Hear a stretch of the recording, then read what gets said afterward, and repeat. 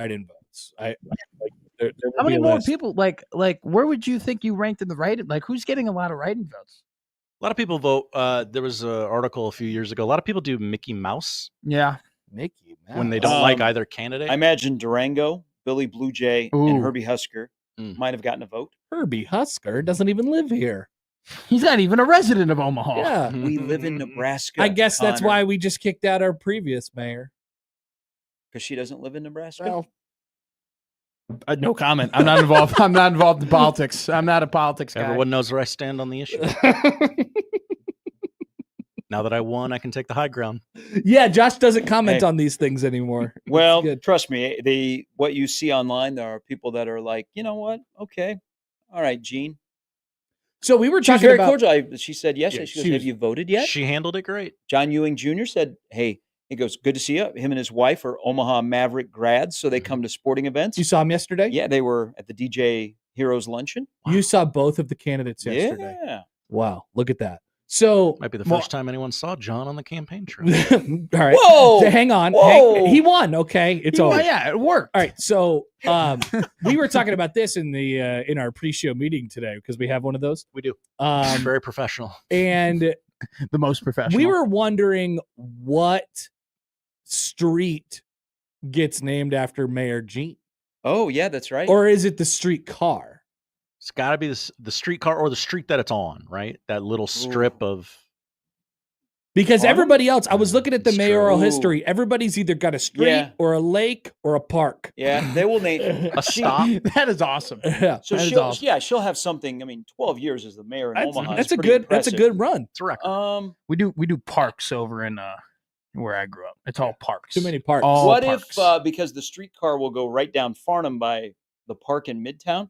Why not rename that after her? Like where they have the whole shell? Midtown area? Yeah, the van shell there. The sinkhole on 16th that no one will fix. Well, have you seen the latest sign? I have. You go by there. Yes. Would they stick something in there? That might have added to the voting. Oh no! Make an offering. The sinkhole on 16th downtown. Yeah. Is quite entertaining. Well, I haven't people that live there are livid or have businesses in the area, so they do their own signs. Sure. And one the other day was very much vehemently against the current mayor. Okay, that makes not sense. Doing anything for the sinkhole, which seems to have been taking a long time. That sinkhole has been quite a long time. That garbage truck fell into that sinkhole months ago. Yeah, it was I think February, wasn't it? Yeah, I think it was like around the time I moved here. Oh my God, that's even further before that. Just imagine, it's like January. If Mayor Jean would have fixed the sinkhole, would she still be here today? Would the governor be telling people in West Omaha, why didn't you vote? So I'm looking. Was she 20,000 votes away or one sinkhole away? Coming up next on the Connor Happer Show. Our mayors since 1900. All right. So Cunningham, Lake, Rosenblatt, Stadium. I don't think Dworak got anything. Wow. Sorensen got a parkway. Why didn't Dworak get anything? I don't know. He must have sucked. Booted out of office. He got 4 years. It was short. Gene Leahy, Mall. Yes. Zorinsky, Lake. Cunningham. Maybe that's the same Cunningham family. We'll call it Lake. Alves, Park. Yeah. Or baseball field or whatever it is, whatever's going on over there. I don't know what Mike Boyle's got. I don't know what Tomasek has got. Simon. There's a couple guys that are like, it's a dark period there. It's actually hasn't gotten anything, right? Mike Fahey, Street. Yeah. Jim Suttle, what has he got? What's he got? Oh, I forgot he was. It was a short stay. You sure did. It was a short stay. Hal Dobb doesn't have anything either. Gene Stothard's going to get something. That's quite the impressive run. Oh, I had forgotten that Jim was the mayor. Yep. That was a short period of time. Poll question? It was. It was not very long. It was not very long. It was a very tumultuous time. Not very, very used to that because I don't think we're getting like Rahm Emanuel Park or Lori Lightfoot Plaza or I don't think Brandon Jacobs is getting anything anytime soon. The streetcar is still going to move forward, right? Yes, we've it's past the point of no return on it. Okay, all right. So not like June 9th, that's the first order of a business would be executive order to stop the streetcar. Now other people ran on that promise that was unfulfillable. Like you? No. Oh. The allegedly racist fire chief. I I don't know his name. His bit was, I'm going to stop the streetcar? Yes. Oh, my His name God. is Mike. That's amazing. Yes. I knew that much. Yeah, Aaron says he's making a prediction. Aaron says Gene will get Riverfront Park. Okay. Stothard Park. I can see that. Mhm. I can see that. She's been big in, that would seem Redeveloping that appropriate. area. Yeah. Yeah. All right. Well, we haven't officially named the baby Bob yet. Oh. No, but Bob Carey's name is on it. Yeah, but it's like, but Yeah, it doesn't have a name. It's just an extension of the baby So Bob. you're going to or have the Bob. the bridge that is 70% smaller than the real bridge be named after a woman. I'm just throwing out examples, Okay. Josh. I feel like you just Possibilities. delivered up a 16-incher right there on the out of Kelly Park to the batter. I'm out this week, by the way. My oblique is ripped to shreds. Right. It's over. I'm done. My athletic career is over. That guy who needs a game is going to get some run tonight. Yeah, Are tomorrow. you officially on the IL? I am shelving myself for 15:30 or 60. at least a week, and then I already took myself out of next week because of other commitments that we'll see if I have to actually be at this point. But I'm out for 2 weeks. 2 weeks. That's a good little stint. Will you do a rehab? Will you? Yeah, Will I'll you- go down and play on Tuesday nights. Yeah. yeah, because everybody knows that they're bums over there on Tuesday. That's a good one. He did I don't know that was Connor kind. Happer doing his rehab at Do the people fall that play ball. on Tuesday nights know they're bums? Yeah, they do. Go to Lincoln to play for the Jack Mitchell experience, also known as there fall you ball. want to Yeah. talk about bums? Yeah. That'd be a real fall ball. AAA team. Yeah, no, that's single. Hey, A. did That's they rookie ball. Did they get moved up? Because don't they play on Sundays now? I don't know, man. What a weird night to play. I've disconnected from that. They cut you off from the emails. Yeah, I don't, You're all Omaha. I'm no longer in the group chat or anything like that. Get Well, ready, because the Omaha versus the rest of the state rift is about to get even larger. Yeah, they're going to hate us. Yeah. Oh yeah. Well, really? Oh yeah. Because of the mayor? Or? Uh-huh. Okay. I'll buckle up. I don't really know what's going on, but I'll just strap it in. Omaha elected a lib mayor. Unbelievable. The Blue And Daughters. The Blue Dots. Daughters. Yeah. They're letting them take over their town. Now look at Omaha. It used to be a great place, and now it's a wasteland. It used to be a phenomenal place. Omaha used to be. Now it's a heap of sinkholes. That's all they have. I call it Sinkhole City. That's what I call Omaha. Well, they do Quite call disgusting. They do call us Swim Town. Well, maybe they'll have Yeah. to call us Lib Town now. Yep. Yeah, there was not a lot of enthusiasm by the elected officials last night talking about the future of Omaha. Well, I didn't take in much of the coverage. I was busy. Don't come doing a 19 run crawling game. back to us, Omaha.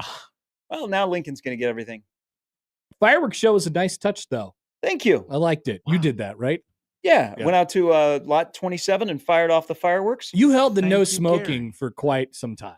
I had to. Final regular season game of the year at home. Yeah, you went for it. And I knew where I saw you walking. Ah. You were walking behind home I plate. kept my head down. I did not react to it. You know? I was waiting for a fist bump. I did not get one. Wow.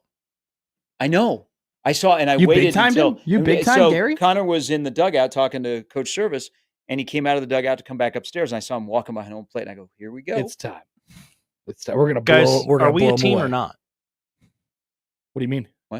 You're not fist bumping Gary in public? He's far away. Well, he was down on the field. I was Yeah. in the Oh, and okay. the announcer Okay. booth. Okay. Yeah. Okay. You got to make sure you fist, man. No, I came in and he was always on the air. I was going to bug him yesterday, and then I came in and took a picture of him. You did. I Yeah. liked that. It's a great picture. I didn't even know that happened. It was 15-3, and I could feel the frustration in the room. Not because the score, but because of how bad the game was. It was a tough one. It's a tough way to go out. Tick tock, tick tock, tick tock. Yeah, it was just those Tuesday night, Starts to Johnny weigh on you. Holstaffs. Yeah. Is TikTok It wasn't the sound even of the the pitching. clock or the app Gary was on? For It half wasn't that even the game? pitching changes that made it a problem. It was the How about the 10-minute replay reviews? it was the 10-minute replay reviews X2 and Oh my god! and the walks by the other team. Yeah. And it's Yeah. bad because the other team is walking and you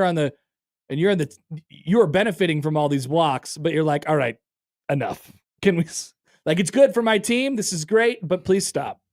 Please don't do this anymore. Evan, I talked to Evan at the first game. Yeah. And he was like, I don't know. We just got to find some guys who could throw some strikes. So by Yeah. the third or fourth pitching change, when he came out of the dugout, He was zipping I out turned of there. to one of the people in the press box, and I said, he is not happy No, because he he's had not. the walk. No. And then they had a long meeting in the outfield. I think they started. We turned off the lights, had a 10-minute fireworks show, turned the lights back on, and the pitching coach Michael Bradshaw is still out there talking to the pitchers. They were just about to break it up. Yeah. Yeah, That's tough. but it was a nice Okay. night for That's baseball, tough. and there were a lot How of people long was there. it? 7-inning game. How long was it? It was almost 3 hours. Oh my lord! Or it may. Oh, it it was may- longer It than may that. have gone over 3 hours. Was that Omaha Nebraska game on that Tuesday? Was that the longest game of the year for Omaha? It to was this point? 3:18, by the way. in 7 innings. 3:18, 7 innings. Yeah, Well, how long was that Omaha Nebraska game that Oh, that's a good question. Yeah, went on forever? I could check that. that was about 3:30, 3:40. Is that? Do you think that was the longest game of the? Man, it's such a joke to see the pitch clock running down. I know. because it's not enforced. But sometimes they do. I know, and it's out of the blue. Yeah. All right, box score. They're not abiding by the pitch clock. Not all over the there? time. Sometimes. Where 3:54, Gary. Good call. 3:54 Yeah. between 11 to 9. I for remember Omaha. that was on the same day as the Crown, and It was. it was on the same day as the Crown. I'll always remember it. And I thought that I was going to be able to watch the game and then it'll lead into the beginning of the Crown. And the Crown's second half had started and that game was still going on. Just crazy. They played Villanova that day. Kel Jacobson had a really good game. Eric Dixon. People forget. I do. People forget about the Crown. I definitely do. I don't know. You'll remember it every time you go into PBA and you look up into the rafters. And there's Lou. I say they should on just the wall. hang the crown in there. Like trophy? dangle the actual well, crown. they need to from go the on their ceiling. high V championship tour first, Yeah. hit all the high V's with the Crown. Well, I trophy. think every player gets to have a day with the trophy. is what are they- You could come Hey, to 76 can you- and Cass and can you you- could wear the trophy. Even you- CJ Wiltshire one day got the trophy. He didn't even play here last year. Can you drink out of the Crown? Is it like a drinkable thing? No, it doesn't have a bottom. You must Oh, wear it. okay. You just wear it all day. You just wear it. Yeah. Yeah. Sam Hoiberg walks into a business with it on his head. All right. Need a we're strawberry banana smoothie? It's tough. You got to map it out with the high V's. Do you go from the Center, the one in Do you center. start out west and go toward downtown, or you start downtown and then go west? Like, at what time can I expect them at 156 and Maple? Is it 3:30 in the afternoon, or is it like 8:30 in the morning? I'll schedule my day around this. They'll do the Hulk Hogan beer tour. Yeah, exactly. yeah. Or He the was- 50-cent cognac or whatever. Yes. When are they on? What's the one high V I go to on? Is it 50th and Center or? Yeah. Yeah. That one. You go to 50th and Center? Yeah. I'd surprise you're not a 76 and Cass guy. No, because I can take California all the way down. Look at this guy. He knows all the roads. And then Beautiful. I could take a Don't left, test him. and then I could We're on a take, heater here. and then I go down California, take a left on Saddle Creek, and then You got it. and then I get to Center, and then I hop in there. You been to California Taco? No, I have not. Just because there's a market there and it looks a little sketchy, and I don't know. I don't. I just haven't done You it. got to go to the sketchy place. I haven't done that yet. I like going That about. corner. I hit There's rice. a lot of content opportunities on that corner. Content. We love content. That's what they call it. Is that what we're calling that? Because there's a lot of things that are going on in that corner. There's a lot of moving parts on that Yeah, corner by California I Taco. see a lot of moving parts, and I go, you know what? They have Taco Tuesdays on Tuesday at Flight Deck. I'll go there. So Alex says you got to hit it up. I Gotta went hit to up Rice Bowl though, Yeah, which is Taco. on Hello. California and Saddle. Saddle Creek. Yeah. Yeah, that was pretty good. Did you see their closing over here? One of our favorite sushi places. Yes. Sakura Bana. Bana. oh, I never went there. Oh, you didn't? Oh, I went there. Mhm. Yeah. I spent a lot of money there. Nice job. Is that when you were on the apps? No, that was like the day before I was on the apps. Oh, well, that okay. was the last. That was the last. You were doing some scouting. that was the last In supper. case- where do I want to take a date in No, Omaha? no. That was the last supper, Gary. Oh, That was the day. maybe that led to them closing a very popular spot, but a Prob- very difficult place to get into. Mhm. It They're at was 76 and and Dodge. and located right next to a Freddy's, which was really interesting. We pulled up. Longhorn Steakhouse as well. Yeah, I know. Olive Garden on the other side. I know. I A was Skechers. I was like, this is and a a really- Dollar Tree. We pulled in. I was like, this is a really interesting mix of spot. things they got. I here. mean, look at everything you got right there in that parking lot. after you spend over $100 on sushi, you can go and get some Freddy's ice cream. You bet you can. Absolutely. All right, I look forward to hearing local politics today. We got him. Just a victory lap. That's all. Whoa. We talk Omaha because we are Omaha. That's right. Politics. Yeah. That's what we do on the show. All right. It was see a you big. It was a guys. big day It's yesterday. this or Scott Frost, people. Hey, we talked about Mike Riley today. Wow. Haven't you heard there's a moratorium on talking about all former football coaches? Whoa, we broke right through that. Does that include Osborne? Yes. Can't talk about him either. It was in the past. Oh, we can't do the Devaney segment? no. So Devaney- when you talk Bob about Devaney. where Nebraska's football program is You located, have to say it's in a big new building. It's just in the legacy. Can we talk about this year's team? Not really, because it's kind of boring. Well, haven't you seen the win total 7.5? Now, Yeah. now Hey. today we can, because there's Okay. something to talk Hey, about. hey, 8 o'clock kick. Didn't you hear they're competitive? They're a really competitive bunch. Love that there's- running back room. All right. And you got a punter coming June 1. Emmett Johnson. Yeah, dog he's or no Australian. dog? He can kick with both feet. With both Whoa. feet. I told people that. How do you They didn't defend believe that? He's going to bring his own boomerang. me. That is, that's appropriation. I mean, that's The crossover is powered by Everlevel Concrete Repair in Omaha at everlevelconcrete.com. It is Wednesday. We'll start things off next. That's the crossover. The Connor Happer Show is next on 1620 The Zone.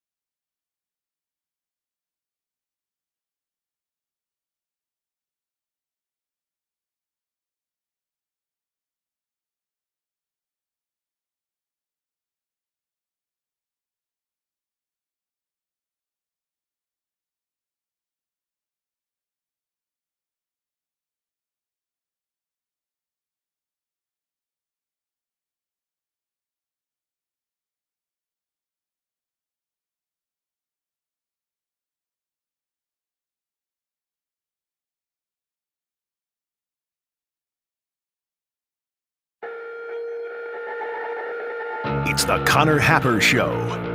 Are we sure we want to do this? Could you, make an announcement that we're ready? It's the Connor Happer Show on 1620 The Zone. Hello, Omaha. Welcome in. It is a Wednesday here on the Connor Happer Show on 1620 The Zone and on 1620thezone.com. Connor Happer and Josh Odson with you. Hello, everybody. Hi.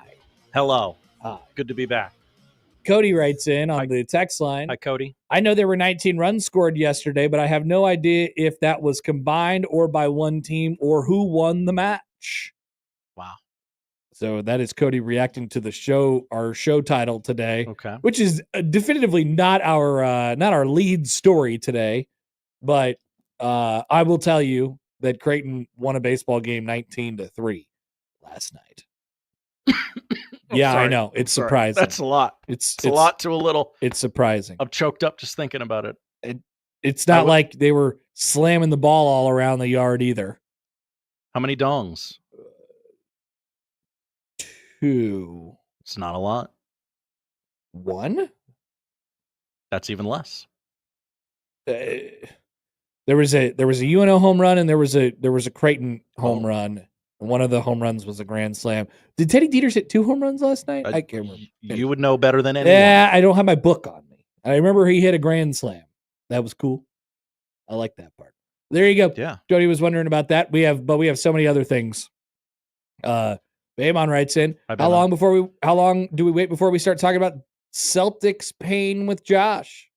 No. Today's a happy day. How long do we talk Tomorrow. about do we talk about TV and kickoff times? Love TV, love kickoff times. Would love to talk about it with you. Win totals. Oh, would love to talk about that with you. Pete Rose and Shoeless Joe Jackson getting into the fall.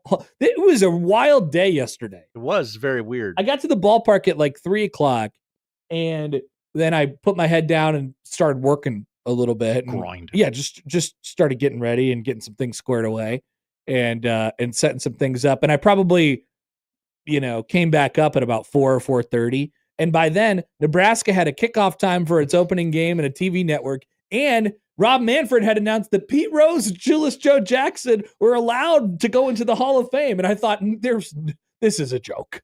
There's no way that this just happened in the last hour. Well, it was true.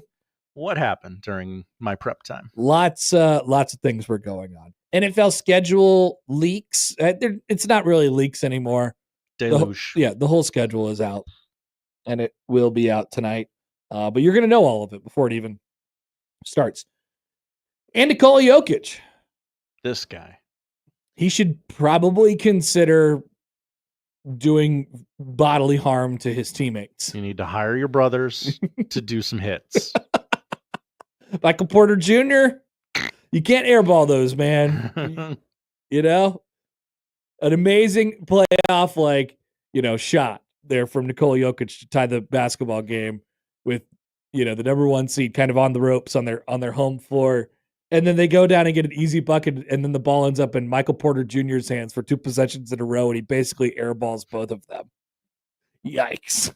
Not great. What a waste. Yeah. Of a great game. Yeah. Today on the show, Robin Washut will join here in just a minute. Mitch Sherman will join at the bottom of the 11 o'clock hour. And it is Wednesday, and what a perfect day for I Have an Opinion. Send in your opinions. What do you got today? Oh, I assume you have many, many things. That is a lineup powered by the referees at John Higgins Weather Guard. Also, we have to talk in depth about Nicolas Cage's next movie.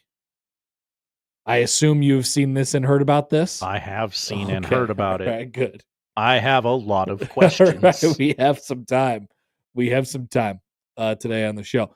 If you'd like to get in touch with the show, we'd encourage you to do so. The Prairie Flower Casino Zone Hotline, 402-951-1620. You can call or text that number. And a reminder that we'll be giving a $100 gift card to Prairie Flower Casino each week. And you can enter to win now at 1620thezone.com. Tweet at Happer Show, at Connor Happer, at producer_Josh on the JTech Construction Zone Twitter feed. Email ConnorJoshShow at 1620thezone.com on the Equitable Bank Zone inbox. And we say good morning to the YouTube streamers today. Hi, everybody. Glad we got that audio worked out. and we got you all squared away. Theoretically, you can hear us now. It seems like it. They're interacting with us in the comments now. That is good. That is a good thing. So get in your opinions. I already have one in my inbox from this morning that came in from Charles.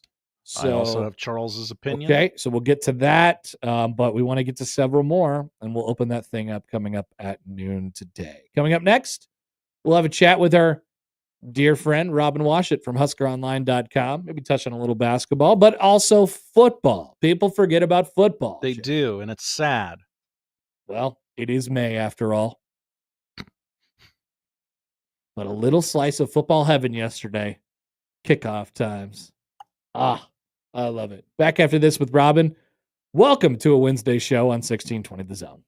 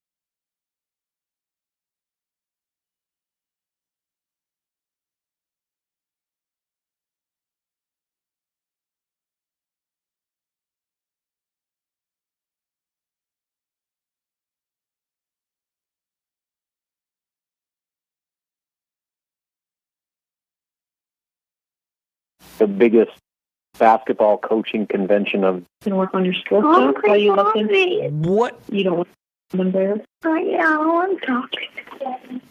What is going on? Robin, are you okay? Robin Washut, Are your kids near you, or what just happened? Husker Online. I took a lot of preparation to make this thing a flawless interview, and clearly I still can't avoid it. Robin Washut, Husker Online. Maybe it was aliens. Maybe it was a phenomenon that we can't explain. The Connor Happer Show on 1620 The Zone. 8:00 p.m. is the kickoff time. Many of the scribes would be triggered about this, but not the scribes who write for the internet. And that one of those people is Robin Washut of Husker Online, who joins us now on the Prairie Flower Casino Zone hotline. Hi, Robin.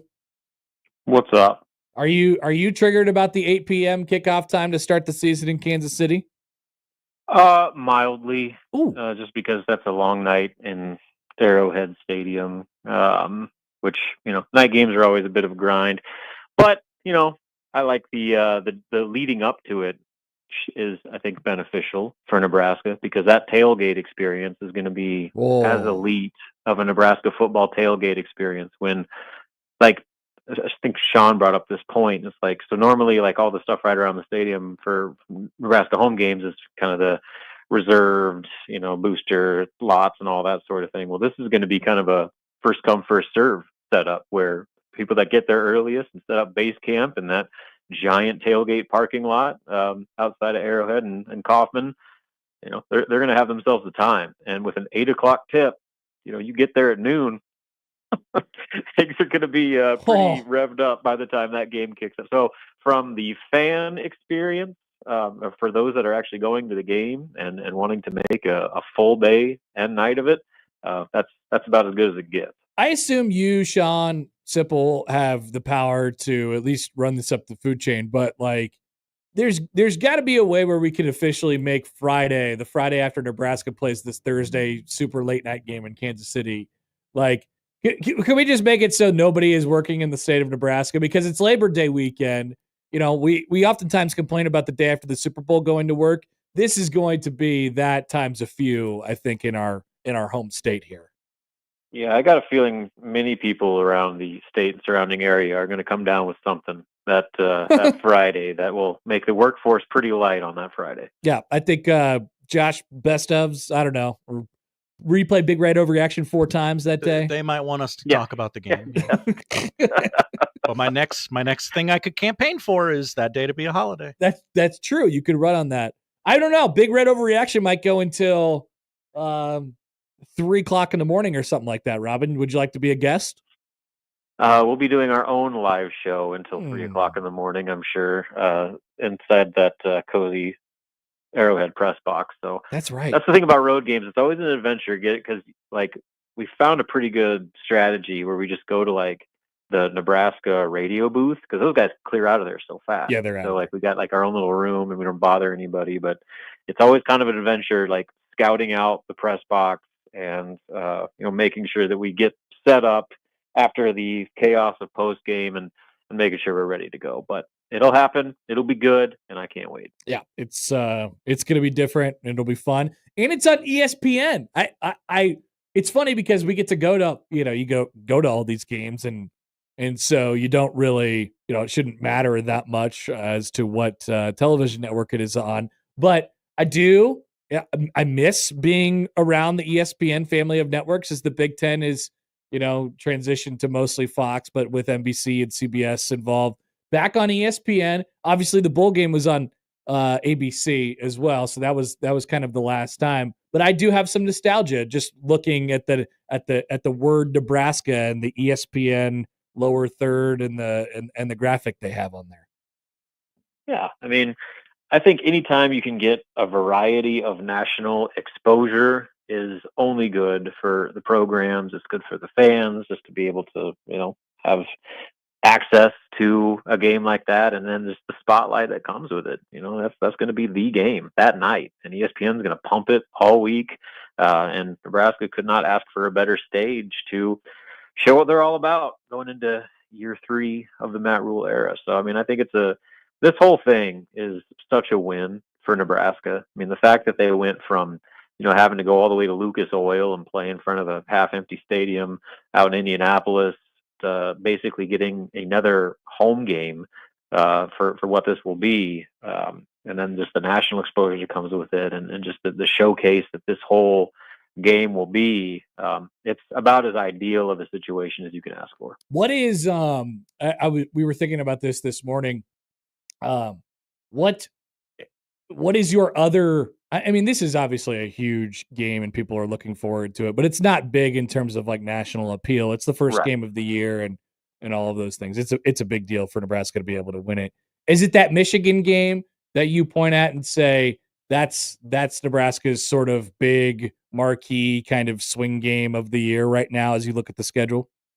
Yeah, I think so. Just because it's, the Big Ten opener, it's Michigan, and if all things go according to plan, you talk about the stage of the Cincinnati game. I mean, like Nebraska, Michigan could be like a college game day or a big noon Saturday game because of the hype around Michigan and their quarterback. And then obviously, if Nebraska does what it's supposed to do, they will always be a draw, from a TV ratings standpoint. So there's a significant opportunity for that to be that kind of, real stepping stone type game for Nebraska, where not only they can, keep their season off to a hot start, but really I think make a statement nationally. With two kind of prime time or not prime time, but like national spotlight games, like talk about building early season momentum. And so there's so much implications that come with that Michigan game. I talk a lot about the importance of getting off to a hot start and what that can do for the rest of the season. Like if you start 4-0 and you got, a win in Arrowhead Stadium and you beat Michigan at home in your Big Ten opener and, have basically the entire college football world watching you do that. Suddenly you look at that daunting November, late October stretch and you look at it a little differently because you have a lot more confidence in Nebraska. And more importantly, Nebraska probably has a lot more confidence in itself. Yeah. So I put so much weight in the first month or so of the season and how much that can propel a team to taking that jump, and then vice versa to get off to a slow start, as we've seen so many times at Nebraska over the years. What that can do is to put a team in an early hole, and then they have to spend the rest of the year trying to dig themselves out of it against increasingly more daunting competition. Does 7.5 seem like an appropriate win total for you? I think so. And until they prove otherwise, I think that's probably where it's going to be. And I think 8 is very much in the cards. And anything on top of that is, I guess icing on the cake. But, they got to show they can do it. And say it all off season long. It's going to come down to just winning in the end, winning those close 50-50 games where, who's going to make the big play to win the game. Nebraska didn't make nearly enough of them last year. And that's why they ended with the record they did. And, they're going to have an opportunity, like I said, to get off to a hot start, but for them to do that and to sustain that, they're going to have to find ways to win those, late game, who's going to step up and rise to the occasion type situations, which has been a issue for this program for far too long. Anything going on in basketball right now, Robin? Not a lot right now. The team's actually kind of off on their own, going back home. Like Bear K is back in Turkey. I think Connor's back in Ephesians back in Indiana. So guys are kind of going back home, taking some family time and taking a little bit of a break. And then they're going to report back to Lincoln for the start of summer workouts. I believe the first day of workouts is June 9th, I think. So that's that second Monday of June. And so they're going to have a little bit of a break here. But the good news is that, like Bear K, those guys, they're not going to do any like international competition. So they've got all these international dudes, but I don't think any of them are playing in like any FIBA tournaments or anything like that. So for the first time in a long, long time, Nebraska is actually going to have its full roster on campus for the very first summer workout. And that's such a valuable thing, especially when you're adding so many new pieces. Just have guys be around each other and know what your team's going to look like, and building that chemistry, especially with guys that you project to be key pieces to your lineup and rotation, to actually be on campus. And just the basketball element of it, the strength training element of it, you get such a head start when everybody is on campus and accounted for, which, with guys like Casey and Brink and, over the years like that have been playing, for their respective national teams, they just haven't had that opportunity. So that's probably the biggest news right now, is that while everybody's kind of doing their family time now, it's going to be all systems go come that first summer workout on June 9th. Yep, that's something, that's for sure. Robin, always good to talk. We'll do it again next week. Thanks. Let's go. Bye. Let's go. All right, Robin Washut from Husker go. Online. Let's go. That's what I always say whenever we have a conversation with Robin Washut. Let's go. Yeah. Let's go. All right, let's go into the next segment. Back after this on 1620 The Zone.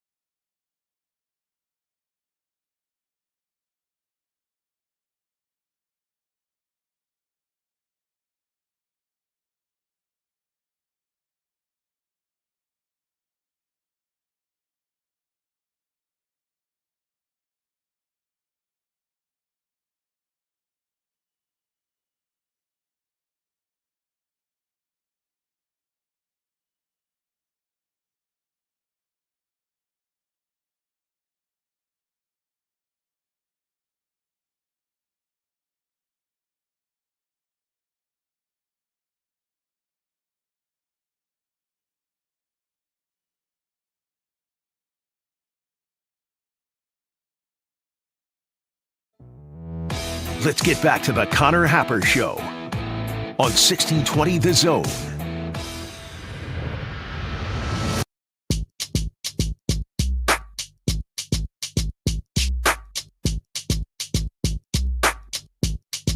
If you ever wondered what hell is like, I have many times. I got an image for you, Josh. You've just written a Scott Frost blog, and the entire state voices their displeasure. You but could that really add that. just feeds into the clicks. You could add you could add that Okay. to this conversation. Oh, that wasn't what you were thinking of. I'm sorry. No, it's not.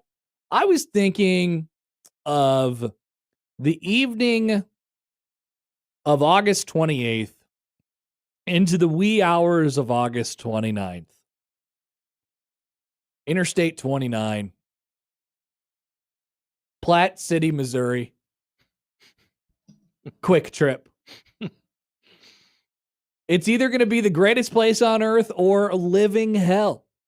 We don't know which one yet, but it's going to be about midnight, and people will be arriving at the Platte City QT to make their 3-hour drive and 2.5 hours left back home to either Lincoln or Omaha. And they'll be stopping for a large Diet Coke and a giant bag of sunflower seeds and maybe some things from the roller grill. And they will be At midnight? they will be met with many greetings in the QT parking lot and many Nebraska license plates. How about that game? I can't believe Raiola threw that pick in the end zone at the end. I can't believe we lost to start the season again. I can't believe we did it again. And then you continue your drive where you're half asleep on Interstate 29 North, traveling 2 more hours plus back to the fine state of Nebraska. Or a different vision, Josh. Okay. You're once again at this same Platte City QT at about midnight on August 29th, 2025.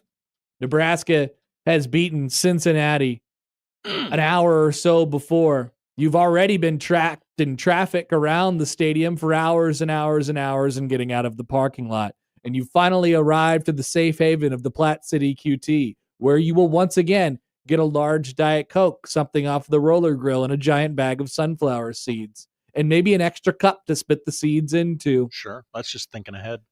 But it takes on a much different light. You see all your red-clad fans at the Platte City QT, and you say, wow, what a game. I think we have a chance to beat Michigan in a couple weeks.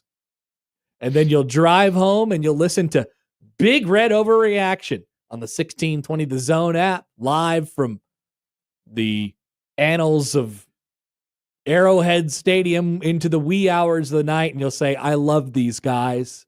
I love Josh Peterson and John Bishop, who are hosting this show. What great takes they're providing. They have excellent takes, and I absolutely love these guys. And you drive all the way home to the sweet, sweet sounds of Josh Peterson farting the fight song and John Bishop honking for the Huskers all night long. It's one or the other, Josh. It's one or the other. Do you think at that particular QT they like take into account the Arrowhead schedule, They will or should we have to call know. them ahead of time? That would be a good bit for the show, actually. We should call the Platte City QT and say, can I speak to the manager? I have something to tell them. I have a scheduling note. I know you guys get this on Sundays when the Royals are playing and people are moving, people are going back to Omaha or Lincoln, but you don't understand what's about to happen to you on Thursday night, August 28th. It's going to lap upon your shores. There's going to be one poor clerk. There's going to be one poor 22-year-old working there, and they're going to be like, I don't know what happened. What is going on? This is so the worst day of my life. Why are they all wearing red? And why are they being so nice? I have no idea, but I hate this. From the text. So it's choose your adventure. Yep. Really. It could be whatever you want it to be. Alex and Lincoln writes in. Hi, Alex. Will John have use of both arms at that time? I don't know what his recovery schedule looks like. No timetable given. Yeah. He's going to be hard casting it pretty much all. I think so. I don't think so. I don't know. It was a pretty gnarly wrist break, but I think it'll be almost September. And then he's got to there's got to be some physical therapy with it, right? I would assume so. He's got to lift things again. Yeah, you might have to get the grippers out. Yeah. I love the grippers. I just thought of this for the first time. The forearm strength grippers. Yeah. I love those things. Let's see. Let's go to the comments here. Okay. Hokisker 19 writes in. Hi, Hokisker. John will be bitching about the game being an 8 p.m. start regardless.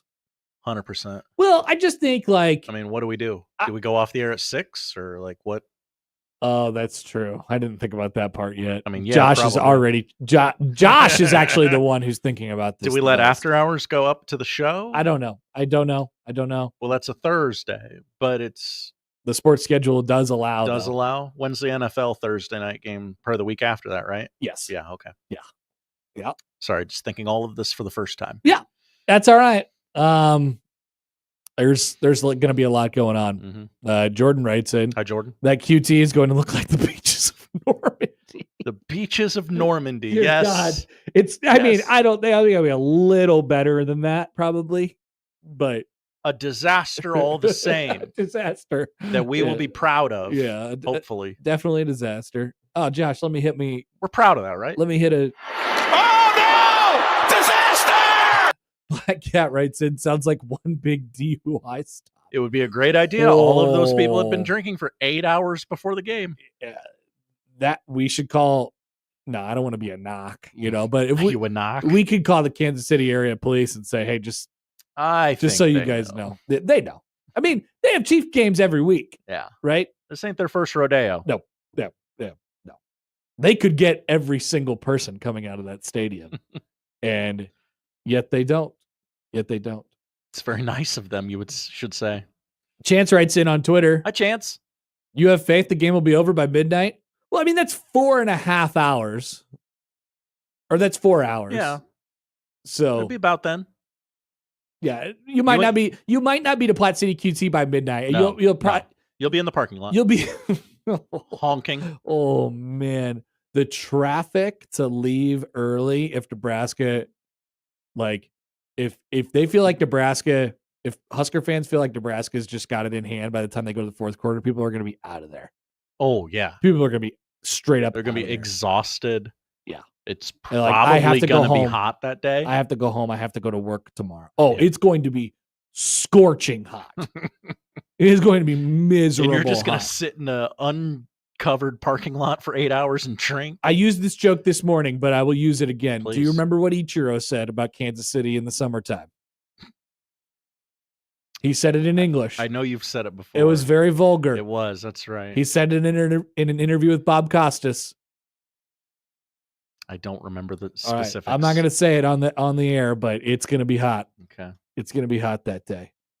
Don't Google it because it might play, and then you'll get fined by the FCC. I know what other broadcasters said about Kansas City.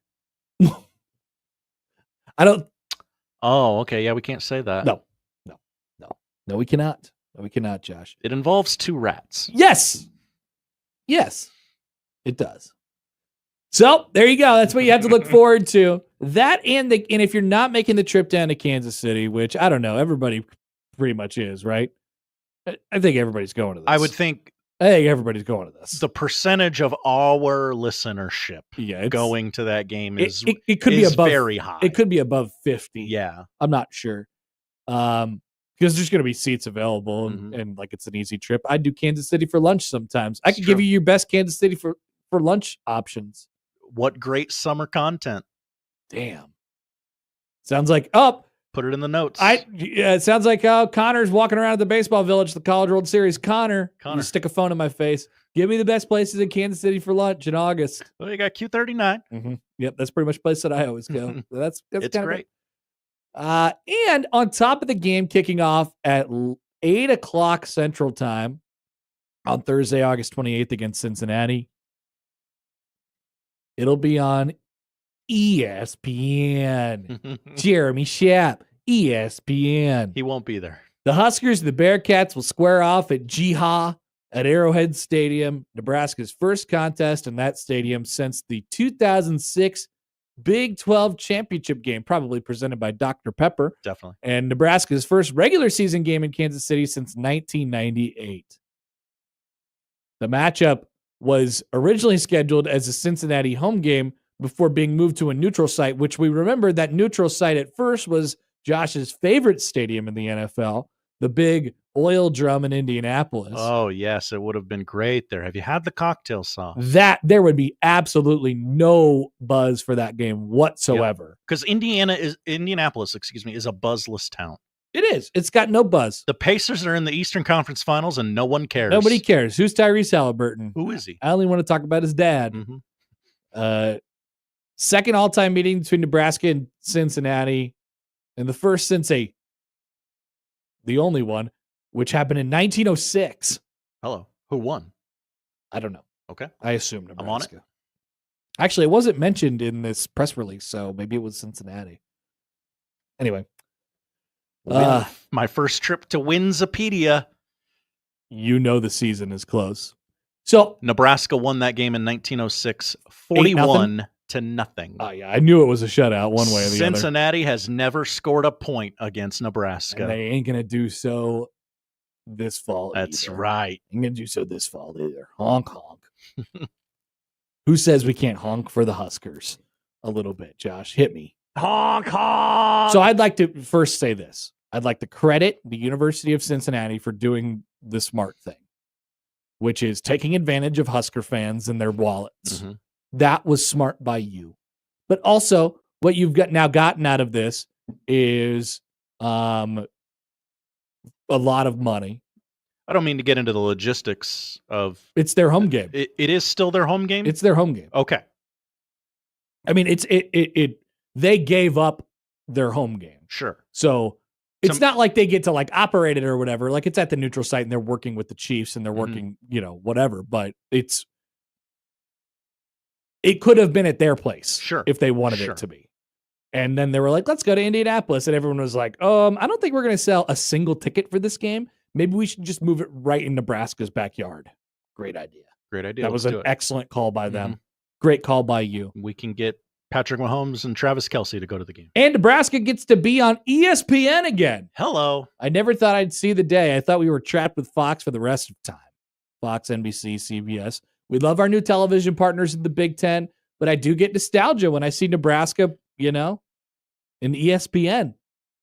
Just mingling a little bit around together. Hell yeah. It was nice to watch him in a bowl game on ABC a mere 5 months ago, Josh. People forget. They were in a bowl game, number one, and that game was on ABC just several months ago. That was awesome. The time before that, last time they were on the ESPN family of networks was the 2022 Wisconsin game. There was a couple games that year. They had a stretch of games in 2022 that were on the ESPN family of networks. The last one that I really remember was the 2021 Michigan game. People forget about Adrian Martinez fumbling at the end of that game because the play was not whistled dead. And all that was the big Ramir Johnson game. Ramir Johnson was a Husker. So this is great. I love it. 8:00. I'm not gonna be mad about the 8:00 because it doesn't matter.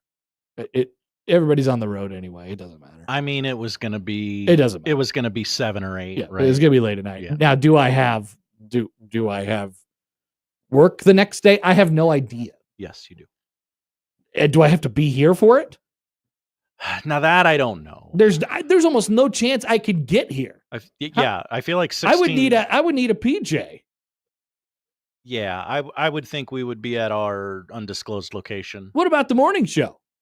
Oh, they're definitely at the undisclosed location. They might not even be able to get back to that undisclosed, the 1620, the Zone House. Okay, so we have mentioned the house on the air before? 1620, the Zone House, yeah. Okay. What time is checkout?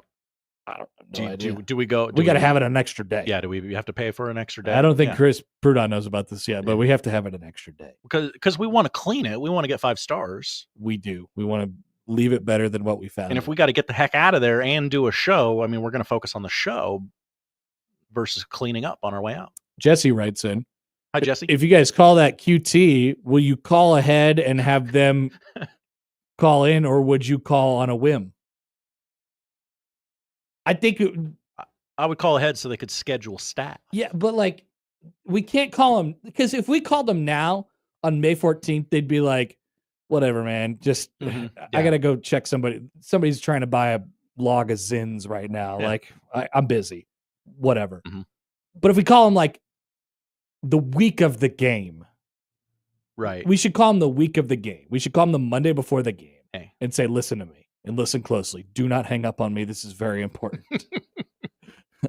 Oh, okay. Yeah. And it's going to affect you in the next 4 days.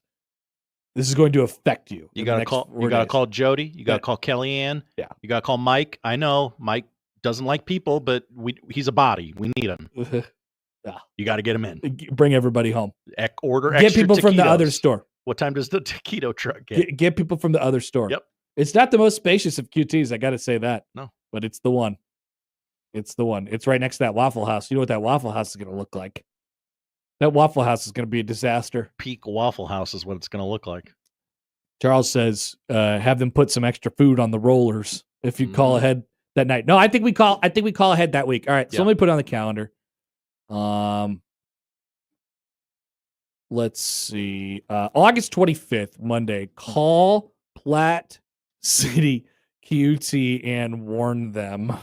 And that's going to be an odd thing to look at on my calendar. This doesn't mean anything to anybody listening. But Connor, Missouri, not a two-party consent state. We can just call them and record it. Interesting. That's good. That's good. Mm-hmm. You know what Missouri is also not? Missouri is also Missouri could go a lot of places. Please continue. Missouri is also the state where you can have an open container in your car and don't drink and drive, obviously. But like if the passenger is like sipping, they're not going to get you for it. It's 2025. I know, it's amazing. What a backwoods state. I think that law is still in effect. I don't want to lead people in the wrong direction, but I think that law is still in effect. And then weed, they got a bunch of weed. Mm-hmm. Fireworks at the borders. Missouri does not have a statewide law prohibiting open containers in vehicles, though many municipalities have their own rules. Chance writes in. Got to go county by county on this one. Hi, Chance. Do you think the QT in Platte City or the Sapp brothers at Nebraska City turnoff will be worse? That'll be a bad one, too. The one that was underwater during the flood several years ago. And they somehow replenished.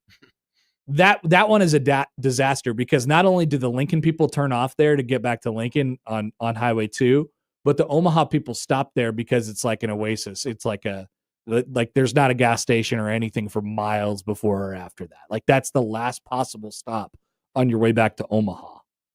It's taunting you like, hey. Yeah. And it's big. It's a truck stop. They have many variety of sunflower seeds.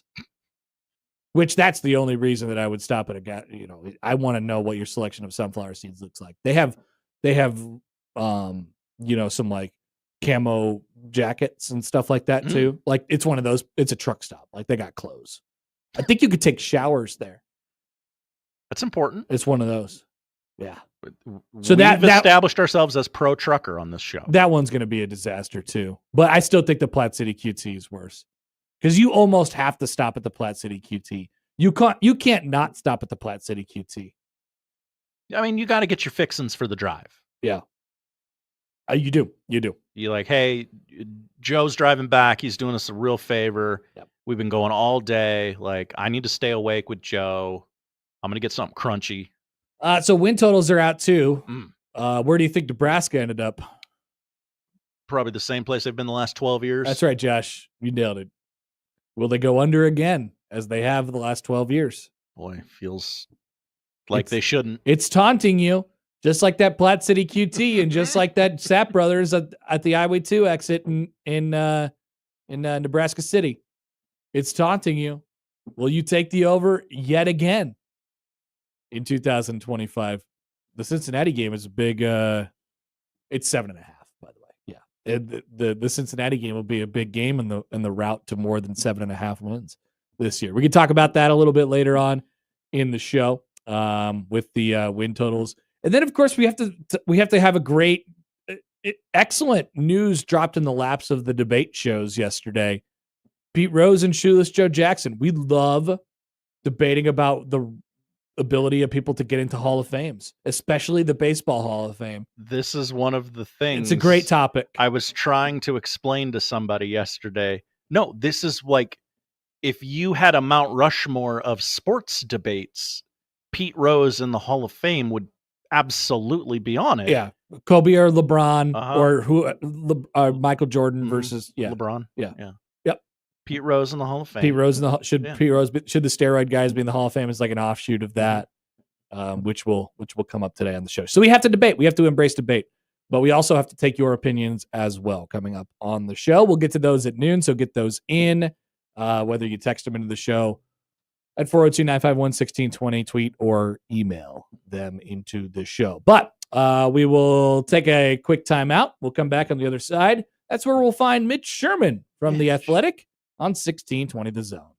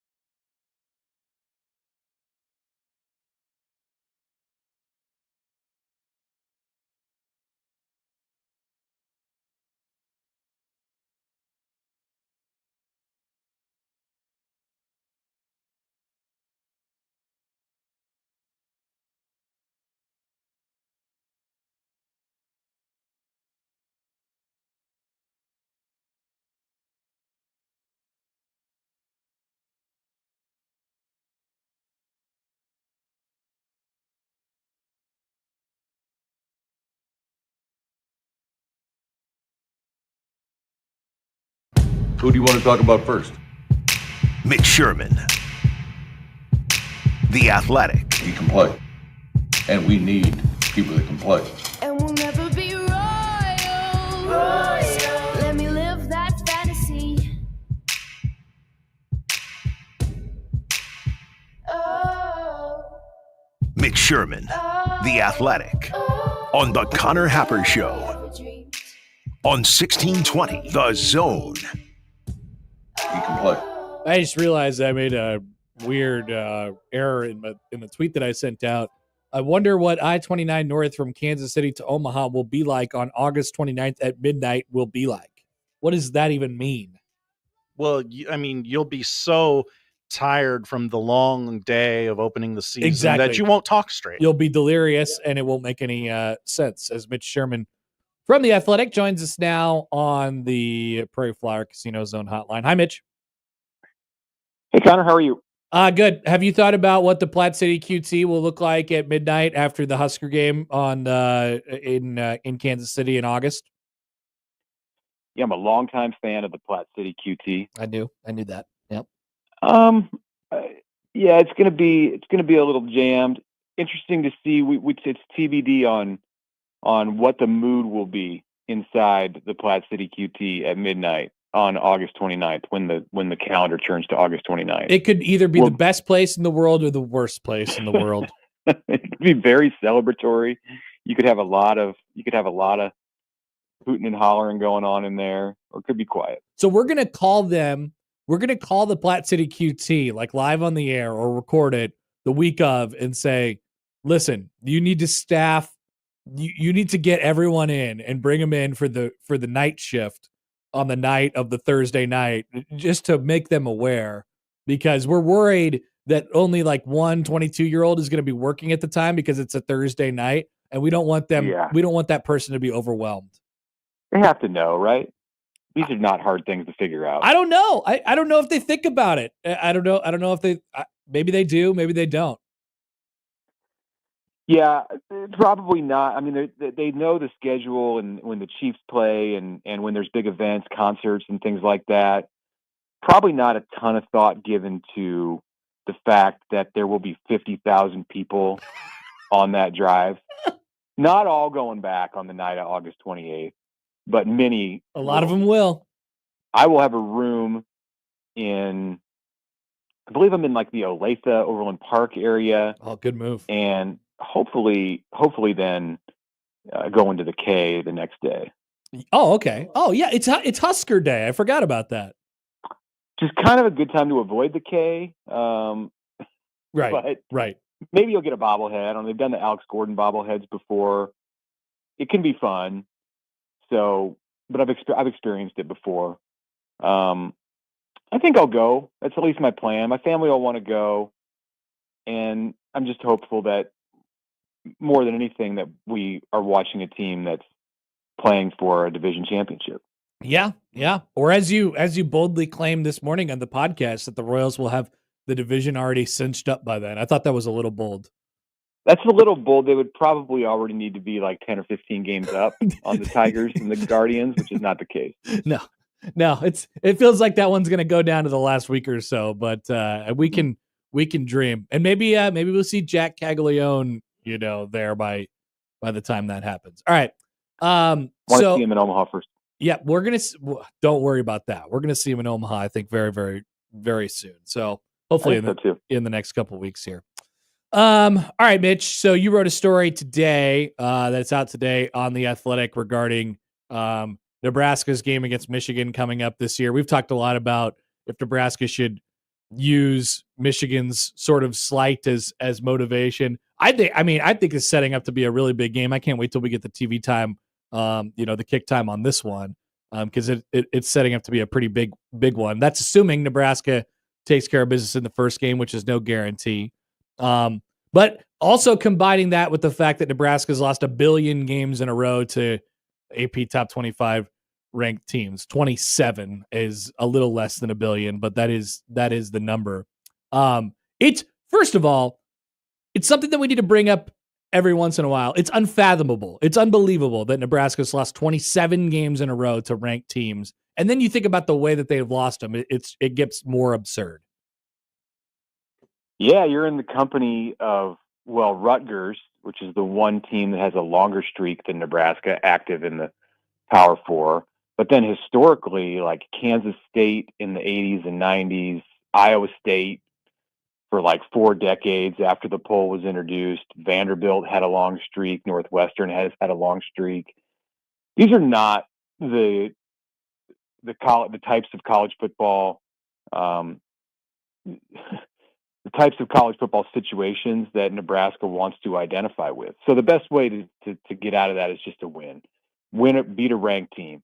And what would be a better way to end it than against Michigan, which I think is slighting Nebraska, like you said, by choosing to keep its head coach on the sideline. Now he's going to have to sit out some games in 2025, but why choose the conference opener? And that's what Michigan has done. Yeah, I mean, there's a lot of intrigue in all of these games.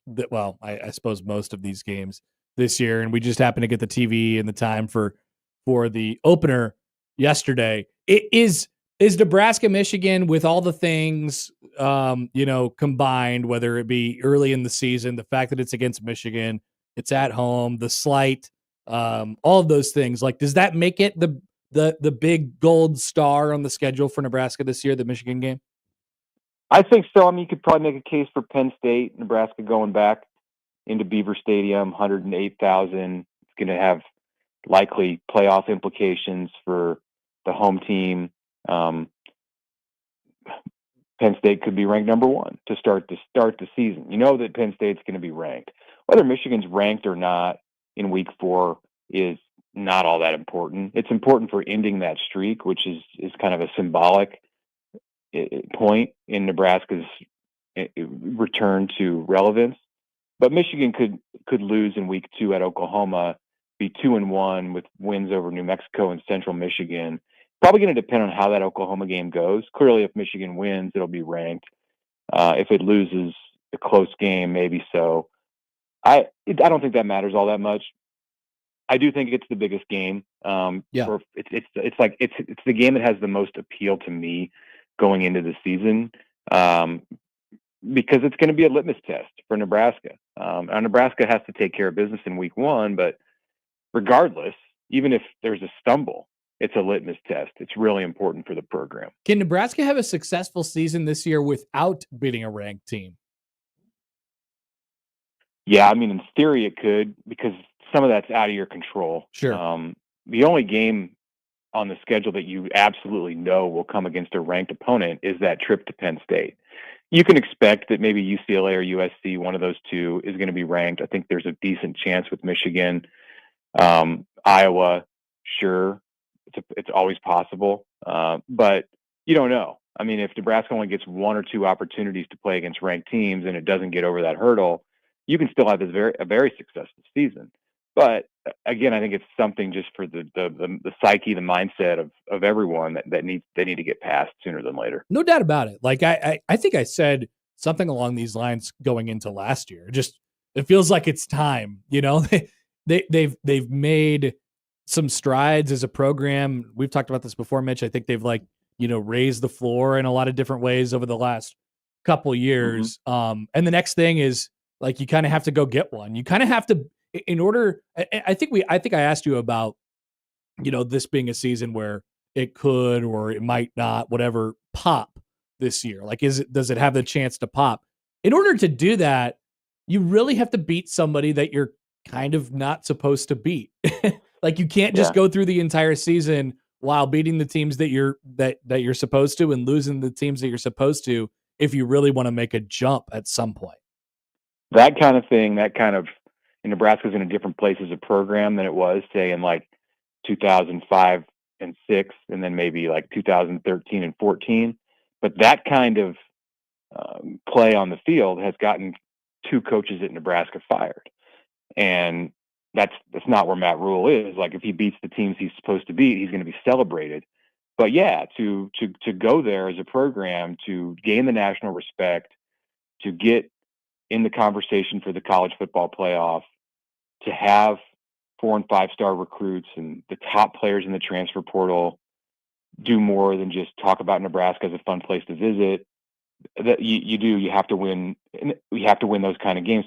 And this is totally a glass half full kind of comment, but it's maybe better for Nebraska to end the streak of the beating or losing to ranked teams against a team like Michigan, or against a team like Penn State, than it is to do it last year on a Friday night at home against number 22 Illinois. I agree. Which it was there for the taking in that game, and Nebraska spilled its drink, but it would feel more validating, I think, if it came against a name Big Ten program. I completely agree. I mean, like, I think back to Nebraska winning that game in 2016 against Oregon, and they didn't even turn out ranked win. Yeah, they didn't even turn out to be that good that year, but it still felt like a big moment for Mike Riley and that, what they were doing at that point. Yeah, I mean, there's different categories of teams in the Big Ten, and if you're end it with a bang, I think. Although Nebraska would take anything. I mean, if Minnesota's got a gaudy record or something when the Huskers go there in October and you get that win, you'll gladly take that and end the streak. But to do it against Michigan or Penn State this year or USC would be, I think, the most fitting way. You wrote about Jordy Ball as well this week, or I guess at the end of last week, as they set up for their regional. Talking to whether it be Rhonda Revelle or her teammates, are they able to put it in perspective of kind of what she's met? Super high expectations. Like when she signed to come back to Nebraska, it was like, oh, she might, the hope is that she takes them to the College World Series, and they have the best player or one of the best players in the country. And it's all happening on her back. Like, what did you get from talking to the people around Jordy Ball leading into their regional this week? Yeah, I think they understand the significance that she's had and the impact that she's had. It's hard not to when she's doing so much for that team, batting leadoff, hitting home runs, on the pitching in every one of the most important games. It'll be interesting to see how they handle her in the regional this week. I think that part of the reason that they've used other pitchers and that they made a big push in the portal after last season to have other pitchers on the roster. Well, one, she got hurt last year and they were left in a terrible spot because their primary pitcher, they didn't have pitching depth because they were banking on Jordy throwing so much. So they have depth now, and I mean, it's a step down when she's not out there, but how will Nebraska handle that in the postseason? She can pitch every game in the regional. I would imagine if they made it to a super regional, she would do that. Maybe they'd give her a few innings off if they won the first game. Those are all things for Rhonda Revelle to consider. I mean, she's been through this. That's a benefit there. She's so experienced as a coach and has been in these situations. But yeah, Jordy gives them tremendous confidence in the lineup, defensively, in every way, because you're going to be in the game. I mean, she went out and pitched against UCLA in the Big Ten tournament, top 10 team. I mean, a team that's going to be contending for a spot in Oklahoma City, the type of team you'd see in the Women's College World Series. And it was 3-2 in the seventh inning. Nebraska was close, didn't get it done. That's kind of been the story against most of the ranked teams that Nebraska's played this year early in the season, that they all were, because the Big Ten, the way the schedule set up, Nebraska didn't play Oregon, didn't play UCLA in the Big Ten season. So they're going to see ranked teams if they win these next 2 weekends, and they need her bat, they need her arm to get through. All right, Mitch, great stuff as always. Appreciate you joining, and we'll talk to you next week. Okay, thanks, Connor. Mitch Sherman from The Athletic. You can check out both of those stories right now. The one about the Michigan slight and Jordy Ball, who has a chance to really stamp her legend and legacy at a Baton Rouge regional. This is why she came to Nebraska, right? For this kind of moment, maybe. Yeah. It's not enough to say, it's not, in my opinion, it's not enough to say, and they're a 2 seed, so they're not supposed to get out. Mm-hmm. right? But it's not enough to say, oh boy, LSU probably is really pissed that they have to play. Of course they are. They have to play one of the best players in the country, and they're going to likely face her. UConn, whatever. But when you're in a regional format, these are the teams that you hate playing with a great Friday night starter. Right. If we're transitioning it over to baseball terms, for her, she's so important to what Nebraska does, both from an offensive perspective and a pitching perspective. That and she could pitch in pretty much every game. At least I would encourage them to do that at this point. So yeah, but I'd like to see him advance. I think it's possible. I don't think it's out of the question. Definitely, LSU is a little vulnerable. I mean, they're 41-14, but they did go 12-12 in the SEC. 30-4 at home is pretty daunting, but I mean, it feels gettable if you're Nebraska, right? Like you go in like, we got a shot. We got puncher's chance. Absolutely. And UConn, by the way, pretty good. Who Nebraska plays in that first game. They put up like 100 runs against Creighton in the Big East final. That's a lot. That's more than 19. Yeah. It actually ended up being 18, which is less than what baseball did. But anyway, yeah, it was like 100. It felt like 100. All right, we are back. Josh has the odd news. Don't forget to get your opinions in. I have an opinion coming up in about 20 minutes or so. Back with the odd news, though, next on 1620 The Zone.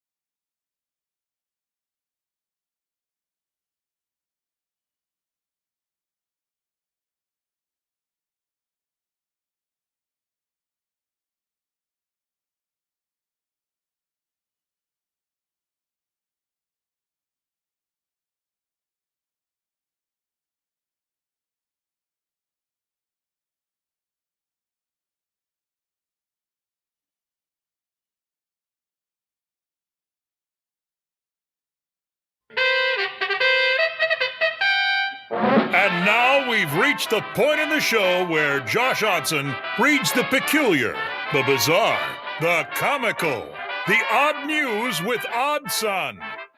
Odd news, Odd Son. See what we did there? The odd news with Oddson. All right, time for the odd news. Josh, we missed your odd news yesterday, but we got some good Joey odd news. Okay.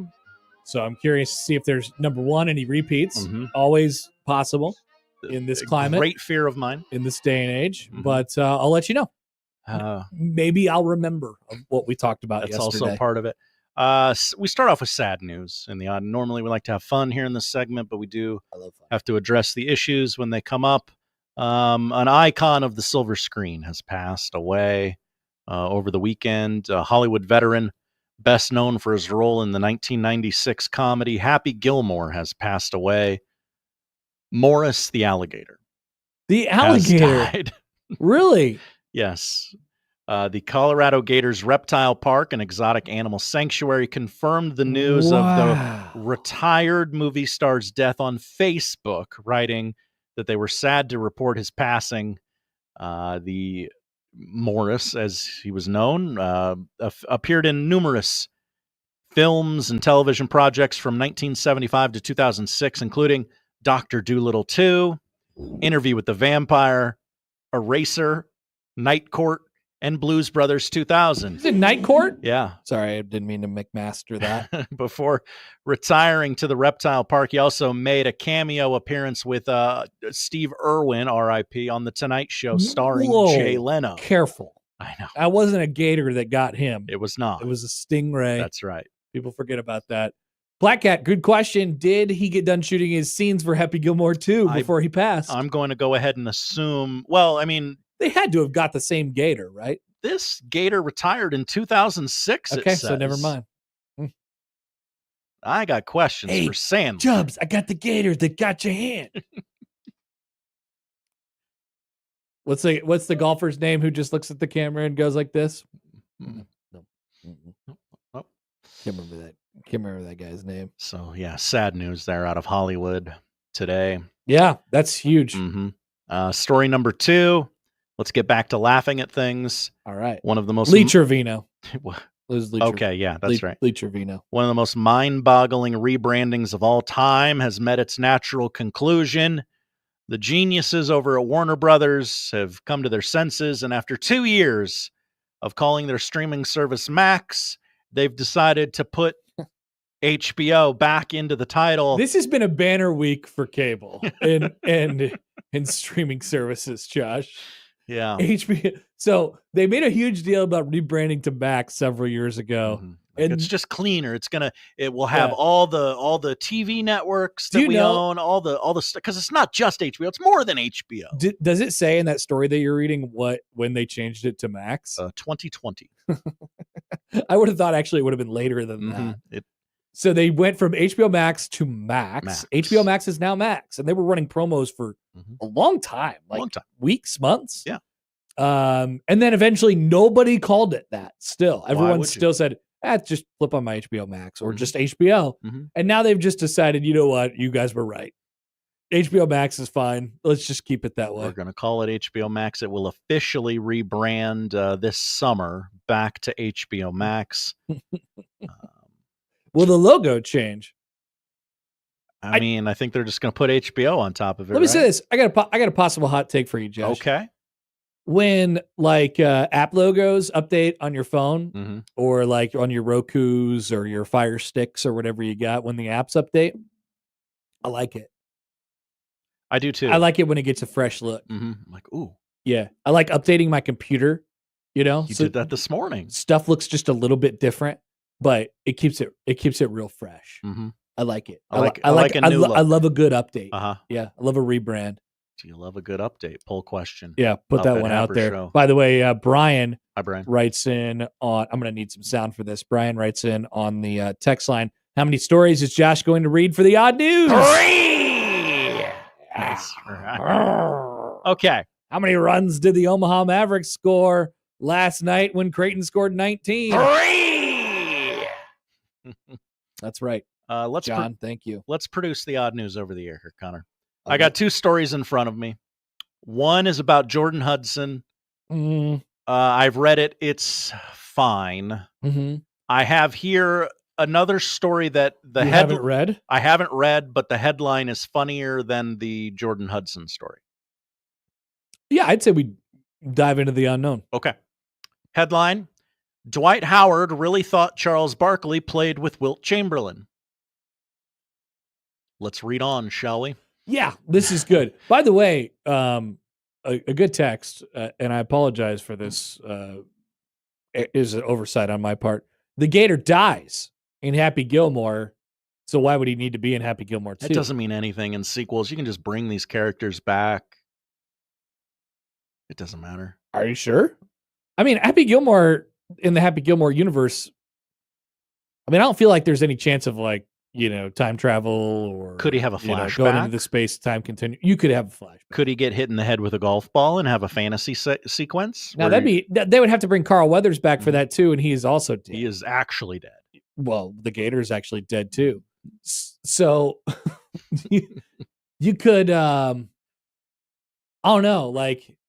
I don't know what you do. Like, you actually get to see the encounter instead of Lee Trevino just shaking his head. You get to actually see the encounter between the Gator and Carl Weathers. Yeah, it can just be Carl Weathers from behind, quote unquote. And you don't. It's just a generic black man. All right, there's some things that they could do. Yeah. Okay, thank you for the text. I appreciate it. Sorry. Okay, Dwight Howard thinks that Charles Barkley played with Wilt Chamberlain. That's right. Got it. Charles Barkley is older than Dwight Howard, but Howard really thought Barkley was Wilt Chamberlain level old.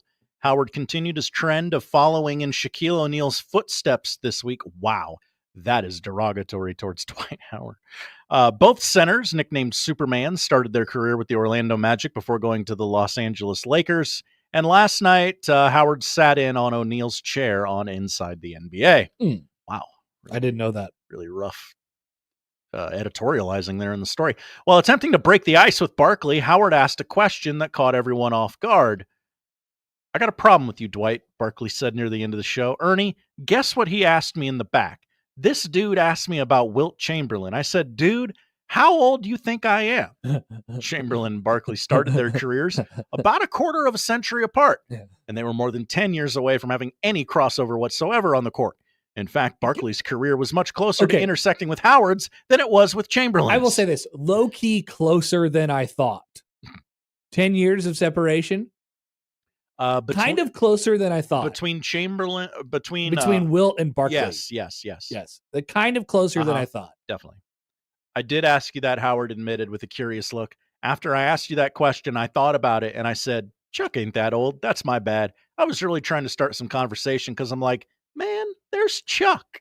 We were having a great conversation back there, Barkley said, and it caught me off guard. I don't think Dwight Howard, I don't know why they're doing Dwight Howard on TV things, but he shouldn't be probably on there. Probably doesn't need to be. Probably not very good at it. This article also brings up, I feel it's important to the story that I read this to you. It happens. Colin Cowherd recently asked Derek Jeter what it was like to hit against Nolan Ryan.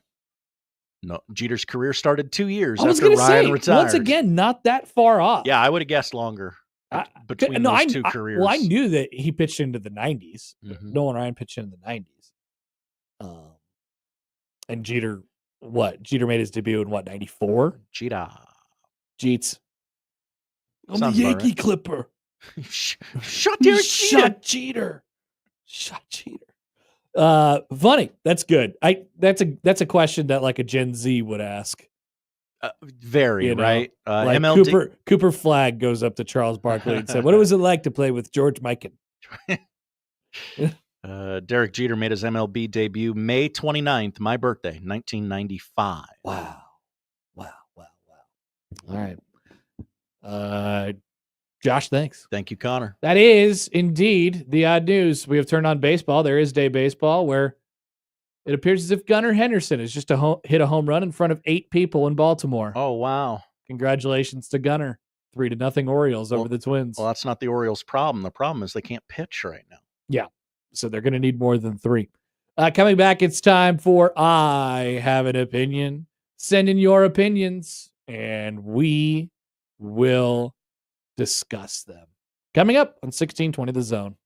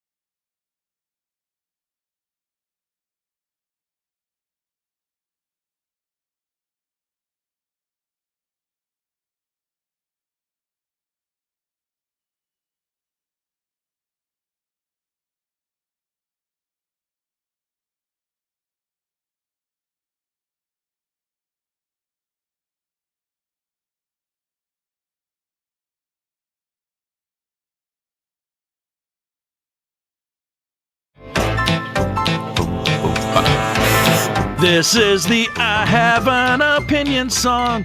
Haven't done an intro yet. Need to get on that.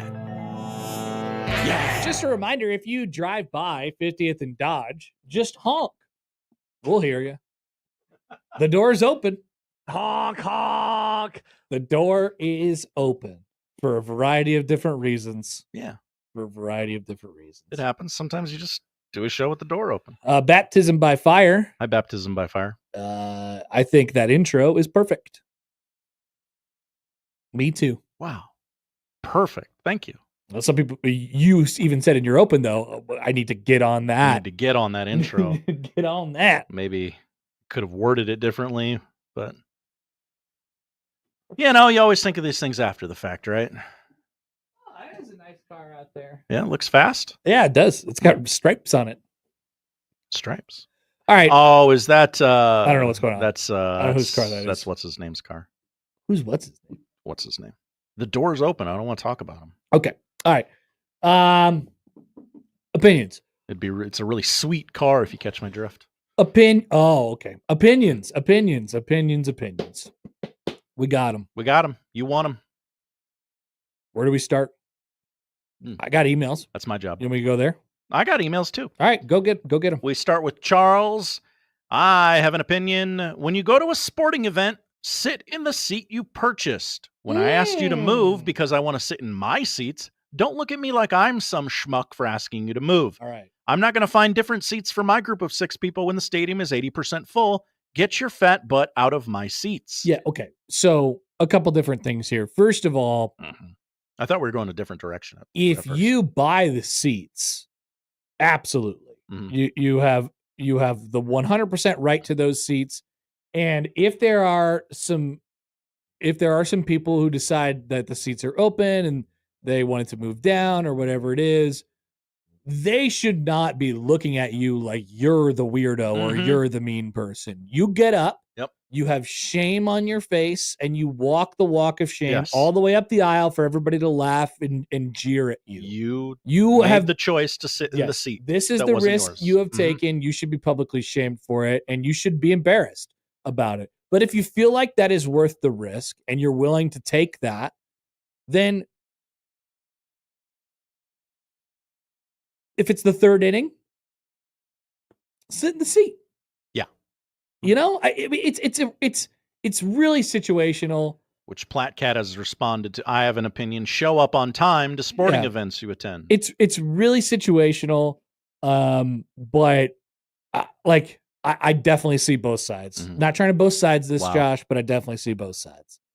But I will say this: I 100% agree with Charles on the idea that don't look at me when I tell you to get out of my seat. Don't do that. Just get up and go. I see this happen. Say I'm sorry. Actually, I apologize. I'll move down. Happen at movie theaters a lot. Doesn't happen to me because I get there ungodly early. But people can't understand the grid or whatever, the seating arrangement. Like, do they hold the ticket, their phone 2 feet in front of their face? That's his car back there. And then somebody comes in late because that's when people show up to movies now. They bring their living room in with them 9 minutes after the movie has started. They do, with the blankets. The blankets and the Stanleys and one of Josh's biggest thing is about the blankets in the movie theaters. You don't need a blanket. Dress for the theater. Yeah, I agree. I agree. You know what the blanket's for, though. Oh, yeah, I know what the blanket's for. Trust me, if I was 15, I would have been doing the same thing. You're not fooling anyone. We know what's going on underneath that blanket. Everyone already knows. You're not the first person to originate that in a movie theater. Hey, babe, genius idea. It's dark. Nobody will see. Hey, by the way, people are going to be walking by that door you see behind Josh. It's open today for, once again, a variety of different reasons, at which I'm not at the liberty to talk about. But if you see anybody walking back there, they look in here and what are these guys doing with their door open? We'll see what they really think of us. That's right. We'll see if they ask any questions or, just somebody will probably come by and kick the doorstop out and say, this door's shut. Do they respect the on-air light? We'll see. We will find out. All right, back to the Equitable Bank inbox, right, Josh? That's right. What do we got? John has an opinion. Well, no, we'll give that a little more time to breathe. Right. Chris, I have an opinion. The TBS baseball theme song is the best in Major League Baseball. Fox and ESPN's are good, but there is something about that TBS theme that screams playoff baseball. The dun dun dun dun dun dun dun dun. Yeah, that one. Yeah. The only reason that I hold that one close to me is because, of course, TBS broadcasted the 2014 American League wildcard game with Ernie Johnson on the call. That's right, of course. So every time I rewatch that game, which is multiple times a year, I will think, wow, this is interesting presentation. This is really different. So I like it, but I'm kind of honking for it. I'm biased.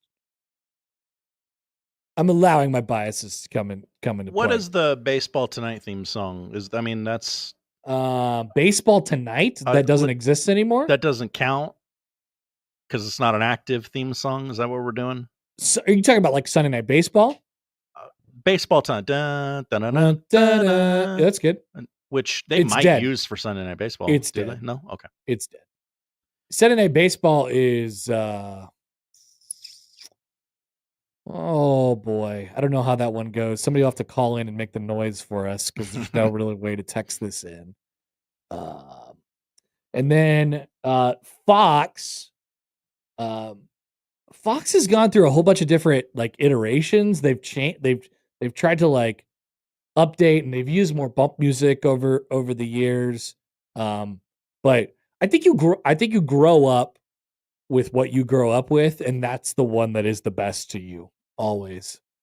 And you just remember these specific games, like Definitely something to that. when you say ESPN Sunday Night Baseball, I think John Miller and Joe Morgan, and it's a Red Sox Yankees game, obviously, and I can hear it and I can feel it and I can see it. It's all there. It's all in front of me. When I think Fox broadcasts, I think about shout out to Josh Peterson. I think about the 2001 World Series. Wow. I think about the 2001 World Series. Could you imagine? Now, most of the World Series, if not all the World Series, since I've been paying attention to baseball, have been on Fox. I think pretty much all of them. I remember NBC, CBS. I remember the 2014 World Series, the Open. So one of the things that they do, they have the players in a day early and they have them do media stuff. Right. And in the 2014 World Series, I watch this video every now and again because I'm a disgusting freak. That's right. Yeah. But the Open to that World Series was right around the time where the song All About That Bass by Meghan Trainor was really popular. Wow, what a callback. And so they did a All About That Bass like photo shoot basically with like the players mouthing the words. It was so odd. It's on YouTube if you guys want to go check it out. It's really, really funny. So there's like, James Shields and Eric Hosmer and Madison Bumgarner and Buster Posey all singing along the words to All About That Bass by Meghan Trainor. It's pretty funny and it's very of its time. Very 2014. I might have to check that out. Yep, I would if I were you. We go to the YouTube stream where Chance has an opinion. Chance. I have an opinion. Chiefs at Cowboys on Thanksgiving is my big meteor game of the year. So here's the thing about Chiefs and Cowboys on Thanksgiving. This is going to be the most watched regular season game of all time. All time. In NFL history. I looked it up this morning. Over 40 million people watched a Thanksgiving game in 2022. We're going over that. We're throwing in the Chiefs. We're throwing in Mahomes. We're throwing in Kelsey. We're throwing in Taylor Swift. We're throwing in that everybody's fat as hell and just got done with Thanksgiving, and they're watching this on their couch anyway. 50 million people are going to watch this football game. 50 That's incredible. million people are going to watch this regular season football game. Regular season game. Yep. It will be the biggest big meteor game of all time, actually. Yeah. You're going to hear about it a lot. Yes. Baymon on YouTube. I Baymon. I have an opinion. I could not care less if the NBA draft lottery is rigged or not. Same. That was definitely my point the other day. Doesn't matter. Your point was that it's more entertaining this way. Is that the gist of it? Sure. Okay. Yeah, I guess you weren't here for this. This was yesterday, right? I saw some. I believe I saw a tweet. Yeah. It doesn't really bother me. Mm-hmm. And people will text into the show or tweet in the show, and they're like, "Come on, with all this rigged stuff." I'm like, I don't know if it is or not. I have no proof to this. It's not about me proving it. It would just make a lot of sense if it was, because it's the NBA.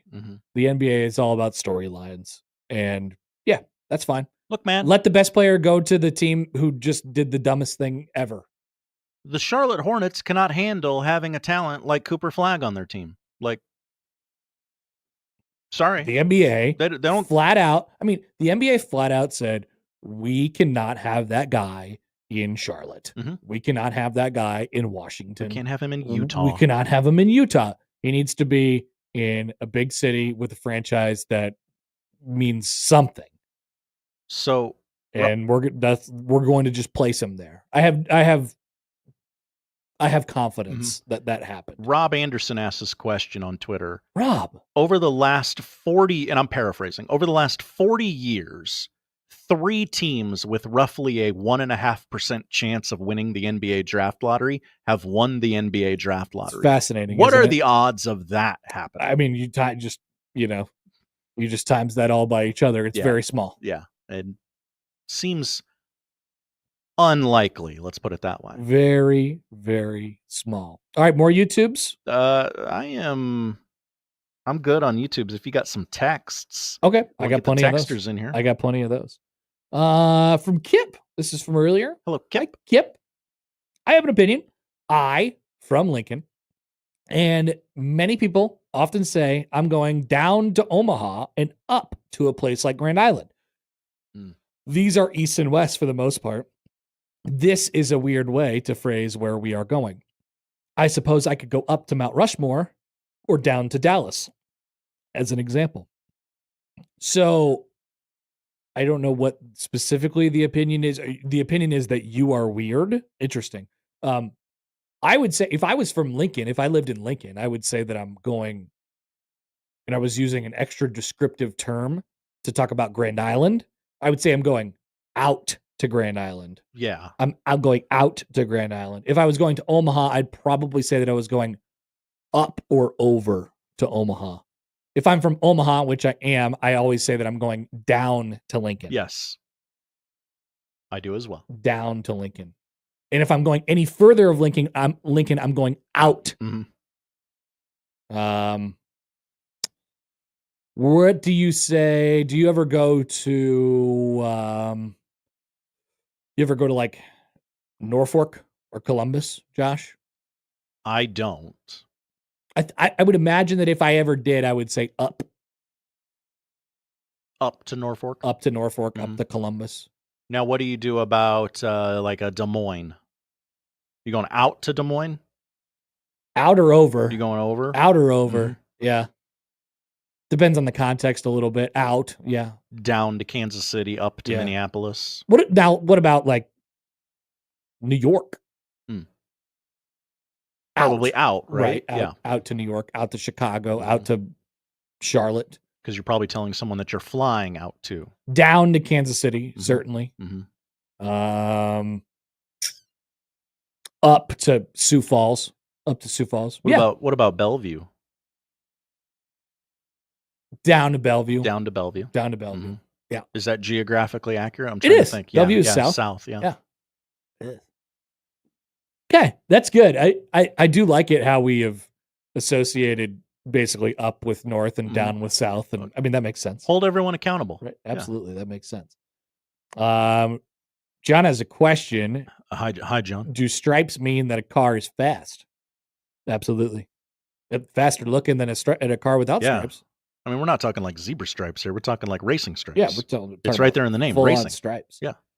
Vemo Chris. Hi, Vemo Chris. I have an opinion. The NBA playoffs have actually been awesome, and the non-ball knowers just don't get it. Also, sorry, Josh, but the Celtics are good. Okay, couple things. The second round of the NBA playoffs have been very good. The first round had many 40, 50-point blowouts. Yeah.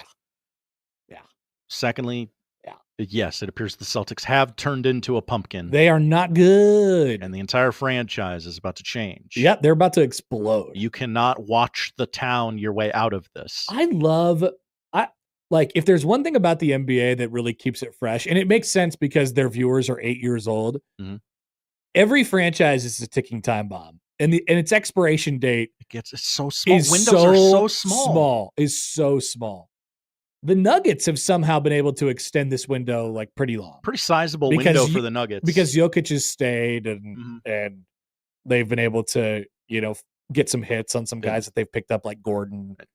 And when that window closes, they're definitely going to go, wow, Jokic only won one title. But they're going to try and keep Jokic. Like Jokic will probably stay. Why would he be my guess. He doesn't seem like the leaving type. They'll probably lose Murray and they'll try and recycle and build a new team out of that. But Jokic doesn't seem like a guy's like, we haven't won in a couple of years. I'm out of here. Yeah, I don't think he cares enough to like. It's like I like winning, but get me horse. Not that much. Yeah. Horse. I book flight back home. Here is Chris. Poll question: do you know what the blankets are for? I thought about it. Should I do it? Yeah, I should do it. You should. Okay, we know what the blankets are for. Sindelar. Hi, Sindelar. I have an opinion. We should name the airport or the Greyhound station after Mayor Gene. She'd think For it's this great obvious big, reasons. It's this great big honor, but we're actually making fun of her. Fascinating. I like that. That's a good opinion. Go ahead. Do you know what the blanket's for? Pull question up. Good. At Happer Show. Good. Pedro. Hi, Pedro. Hi, guys. I have an opinion. I think the only reason Mike Jordan is coming back to the NBA as a commentator is to ruin LeBron's retirement tour. When LeBron wins the NBA championship next year, he is going to retire like Johnny Elway. This one's for LeBron. That's what they'll say. What? Just very quickly on that. The audacity to ask by NBC is incredible.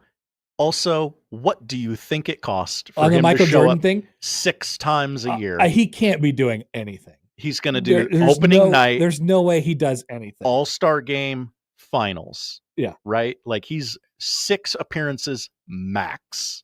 Yeah. What do you think he got for it? 2, 3, $5 million? Oh God. Yeah. Yes. 10? How much is Stephen A. Smith on TV every second of every day? How much does he get paid a year?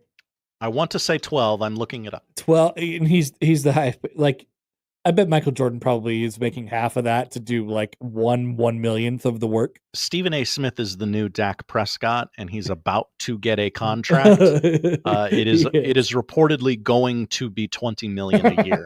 That's so crazy. But it's worth it, right? In the sense that he's on TV all the time. All the time. And his current contract is for 12, yes.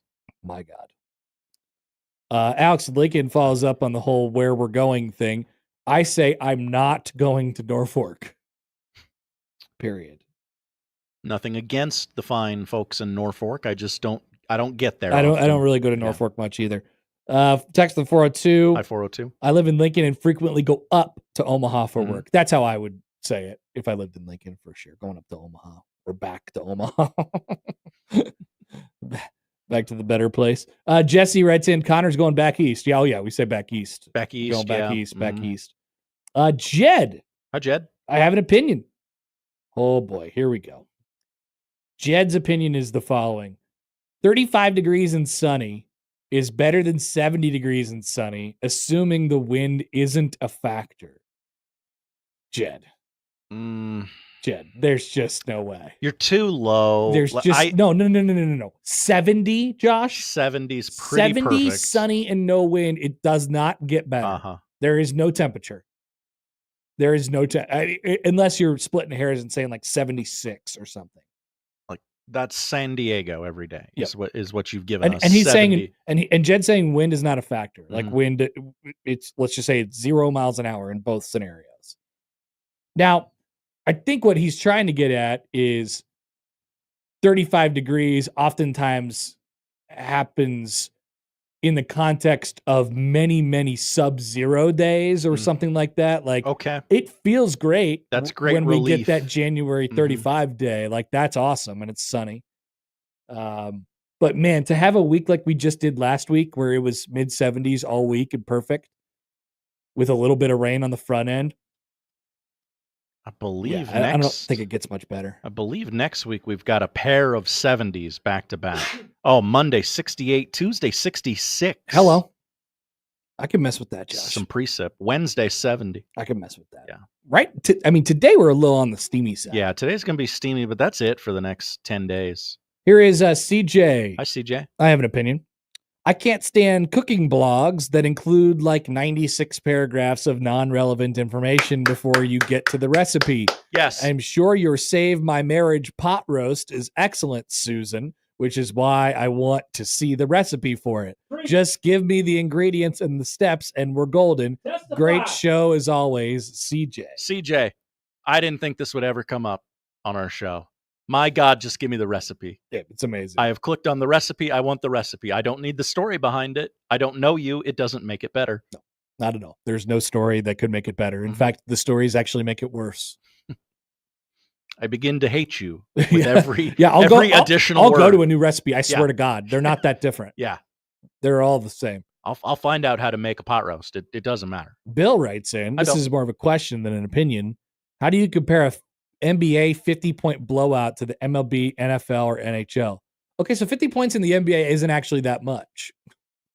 I mean, it's more frequent now. Like Yeah. in the third quarter, they just shut it down, right? I'd say in Major League Baseball, it's like losing by 10, and you got the position player pitching. I was going to say like 8, 9, 10. Yeah. But we've seen worse. Mhm. NFL, God, it's very rare where we get like 28. Pretty rare do we get those games. Mhm. NHL, I don't have enough. I don't have yeah. enough context. No, not enough. I'm sorry. Are there a lot of like 11-1 games that are going around? I wouldn't think so. Okay, No. all right. I was thinking like 6. Another opinion from Pedro. Hi, Pedro. Hi guys, I have an opinion. It is crazy that the Chicago guy is finding some places in Omaha sketchy. I did think that. Well, I'm like, wow. Think about what kind of Chicago he's from. Oh, okay, sure. Yeah.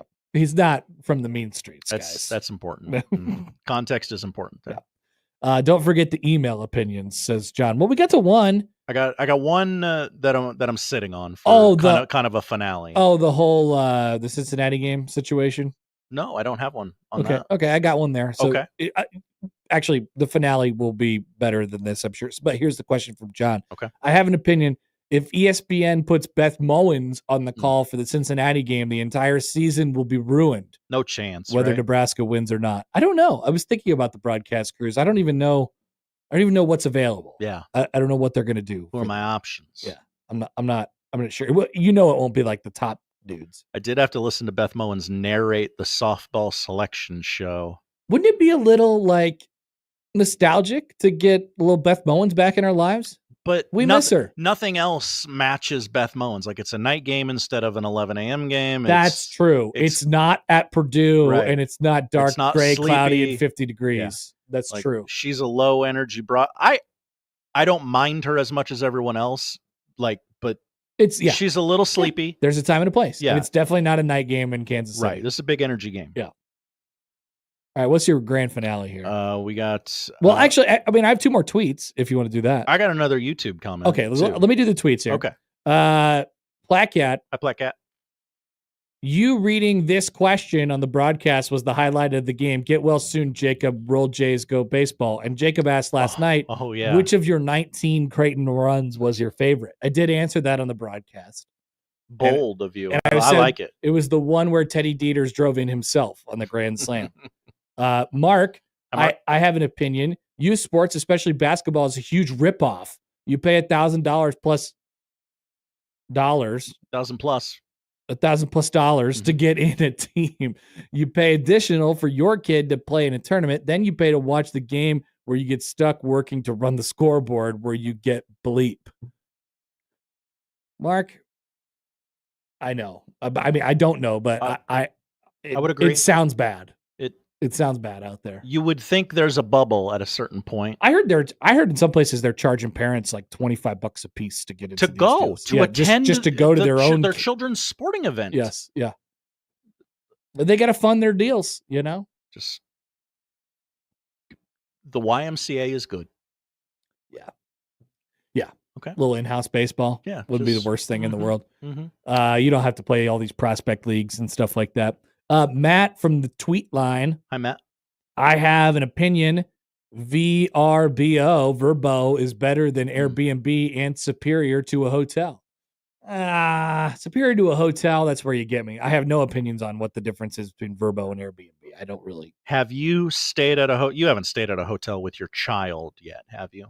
No, actually, okay. I haven't. That's when the Airbnb Verbo is beneficial. You think so? Because what time does your child go to bed? Oh, really early. You don't want to have to be quiet the rest of the evening. Interesting. I hadn't really thought about that. Oh, 7:00, time to put the baby down. Okay. Now what do? Wow. We're in the same room as the baby. I don't think I'm going anywhere with her until she learns to take care of herself. Good call. Yeah. I like that. Walk around or something like that. Mark writes in, I have an opinion. Excited to be in the slow season for Sports Talk Radio so we can finally get to that Caitlin Clark thing. We'll see. Oh, yeah. I mean, we're getting to it. We'll see. And what's your finale here, Josh? This is from John on the email. John? I have an opinion. I am sure Josh Hodson swept the write-in vote in yesterday's mayoral election. Did he get all 280 whatever? 280? I mean, that seems unlikely. Some people probably thought they were a great candidate.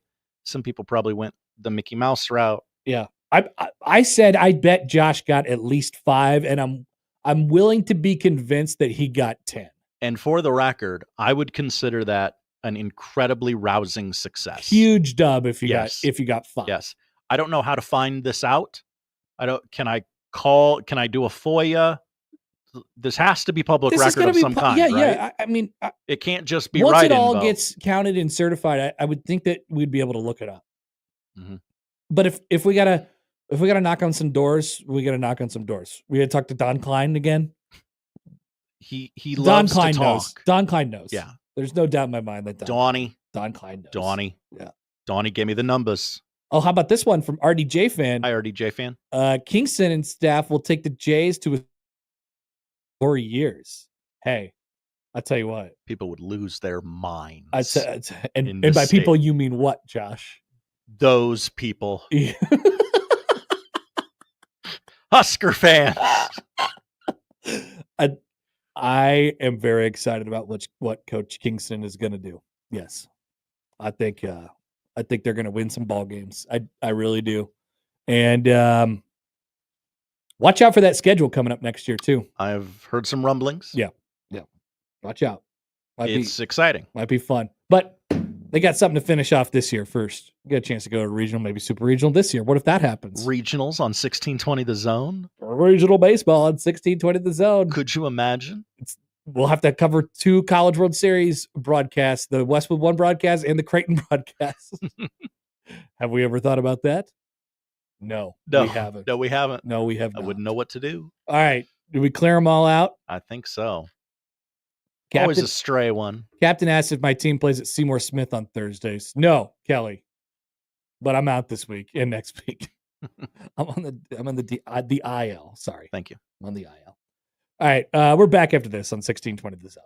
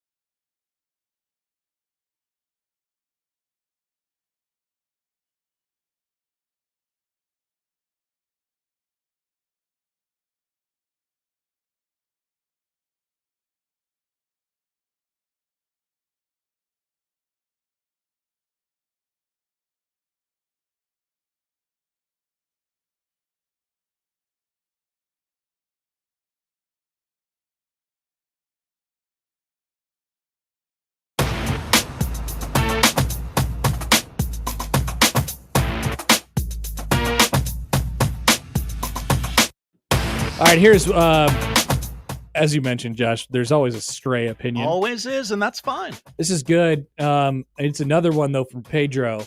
Hi, Pedro. Pedro says, "Hi guys, with Josh's overwhelming success as a mayoral candidate, he should get the parking lot at 1620 The Zone named after him." Well, somebody outside of this room would have to know that I campaigned for mayor.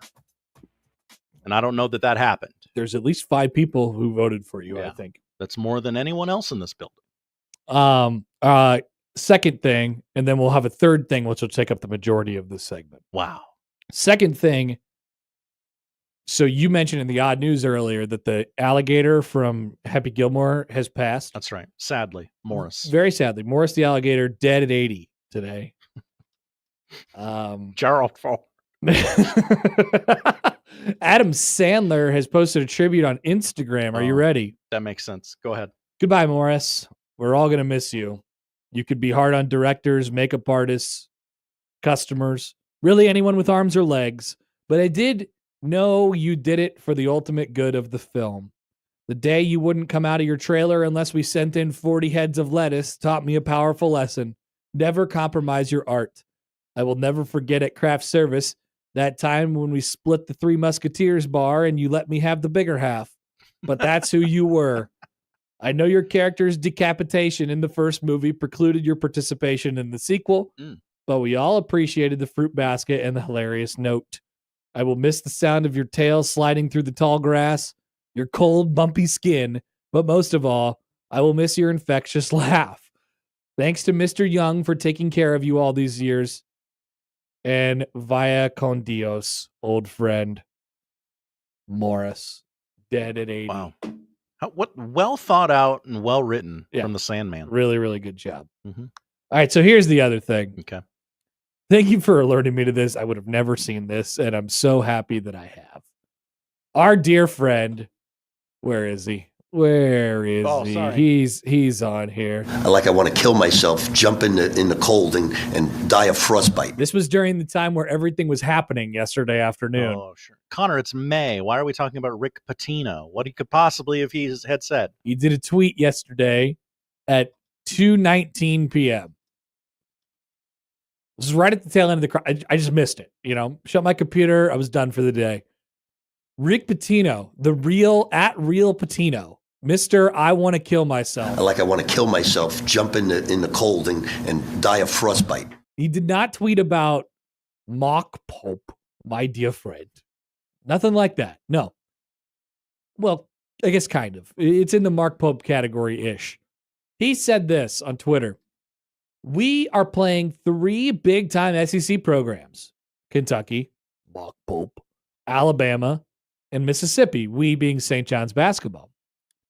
We are thinking of bringing back football under head coach Anthony Zito. If we do, we will submit our application to join the SEC in football. What is going on? I don't care. With Rick Pitino. What is he doing? Now he's been one of the vocal idiots about doing the whole Big East ACC merger thing. It just sounds like he just wants more money. He wants access to more money somehow to pay players in the transfer portal or something like that. It sounds like he should just go coach at the SEC, to be honest with you. Oh, that's how you read that? So instead, I think what he's trying to do is make St. John's the SEC, which seems impossible.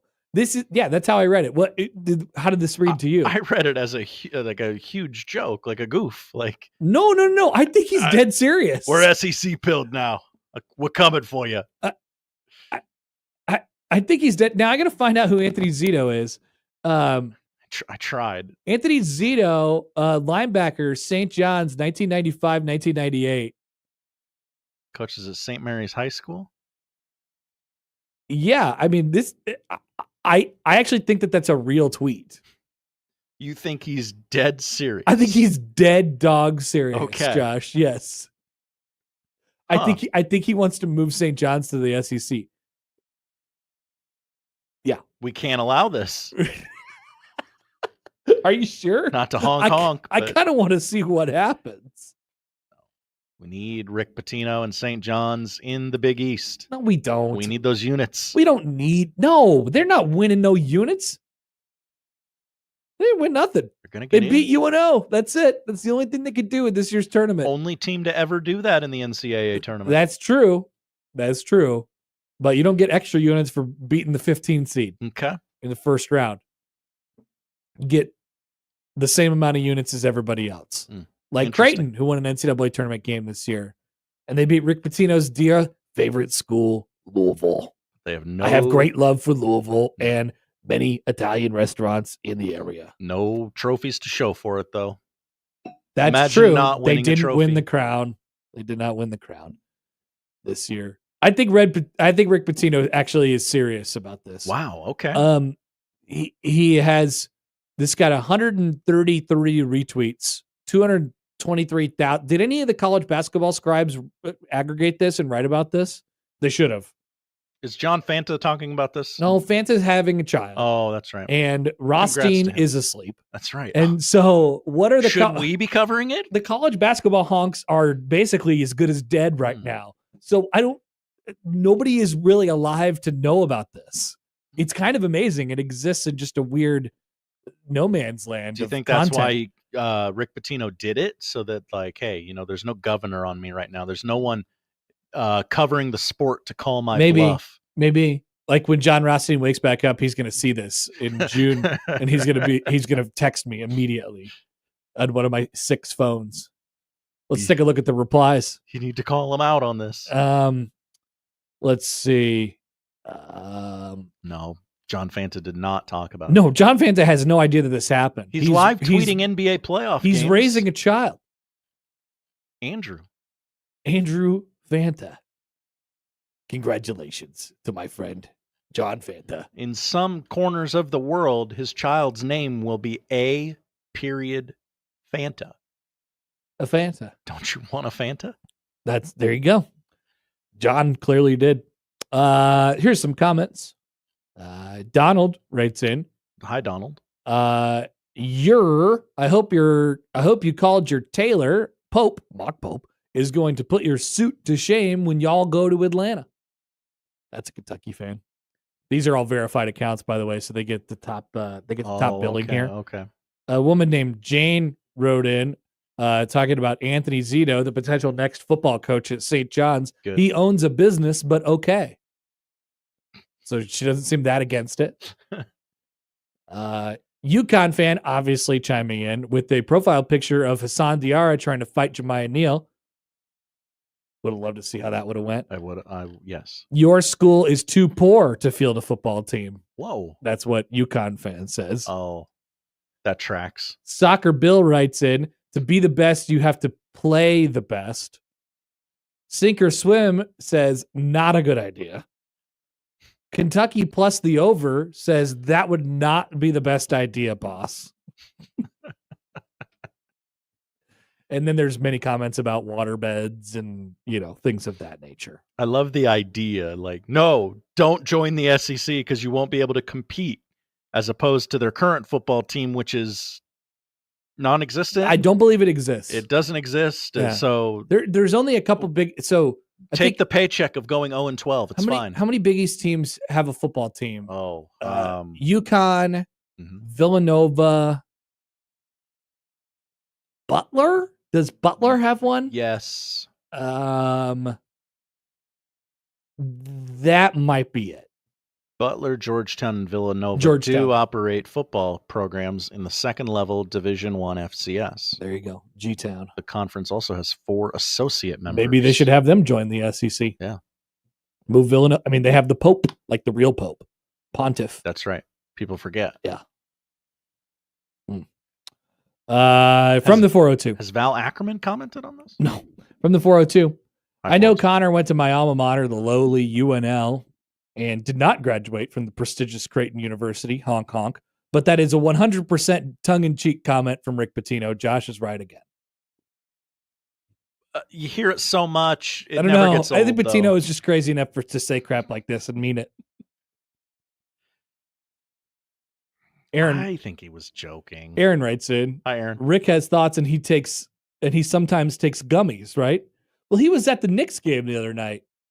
He was at the Knicks game 2 nights ago and then tweeted this yesterday. Did security hassle him? They do that to former Knicks. There was so many famous people. He was right next to Tim Chalamet and that girl. That girl. I mean, yeah. Look, I don't know which one, but I know it was a Jenner. There you go. Yeah. Maybe both of them. I think maybe they were both there. Oh, wow. Alex and Lincoln. Hi, Alex. There's a new pope. Did the Omaha World Herald do a whole front page layout about No, they didn't. No, they and you'd be shocked how many people cared. One. All right. So thanks to Rick Pitino for doing that tweet. I look forward to more Rick Pitino tweets over the Got to summer. turn the alerts on for that guy. Yeah. Giving us content. We are back after this on 1620 The Zone. But first, a reminder for you that Mo Money still happening right now. The Mo Money giveaway. You can win $5,000 with the Mo Money giveaway. You want to get that lawn looking nice. Enter to win now, 1620thezone.com with Saul's Jewelry and Loan and us here at 1620 The Zone.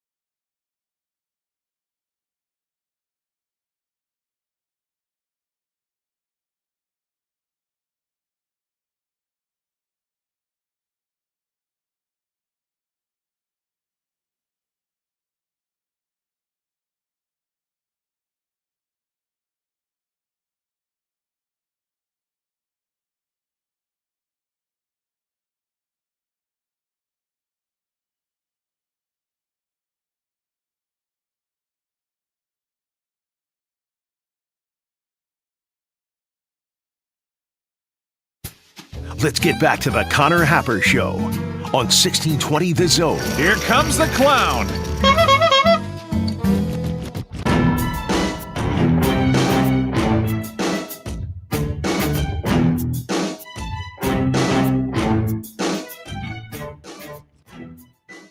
Well, Josh, sometimes everything you need to make jokes, all the material, it's right there in front of you. I love that. I love when it's easy. I love when it's fish in a barrel. All I needed to see was a picture yesterday. Look at this photograph. Yeah. Yeah.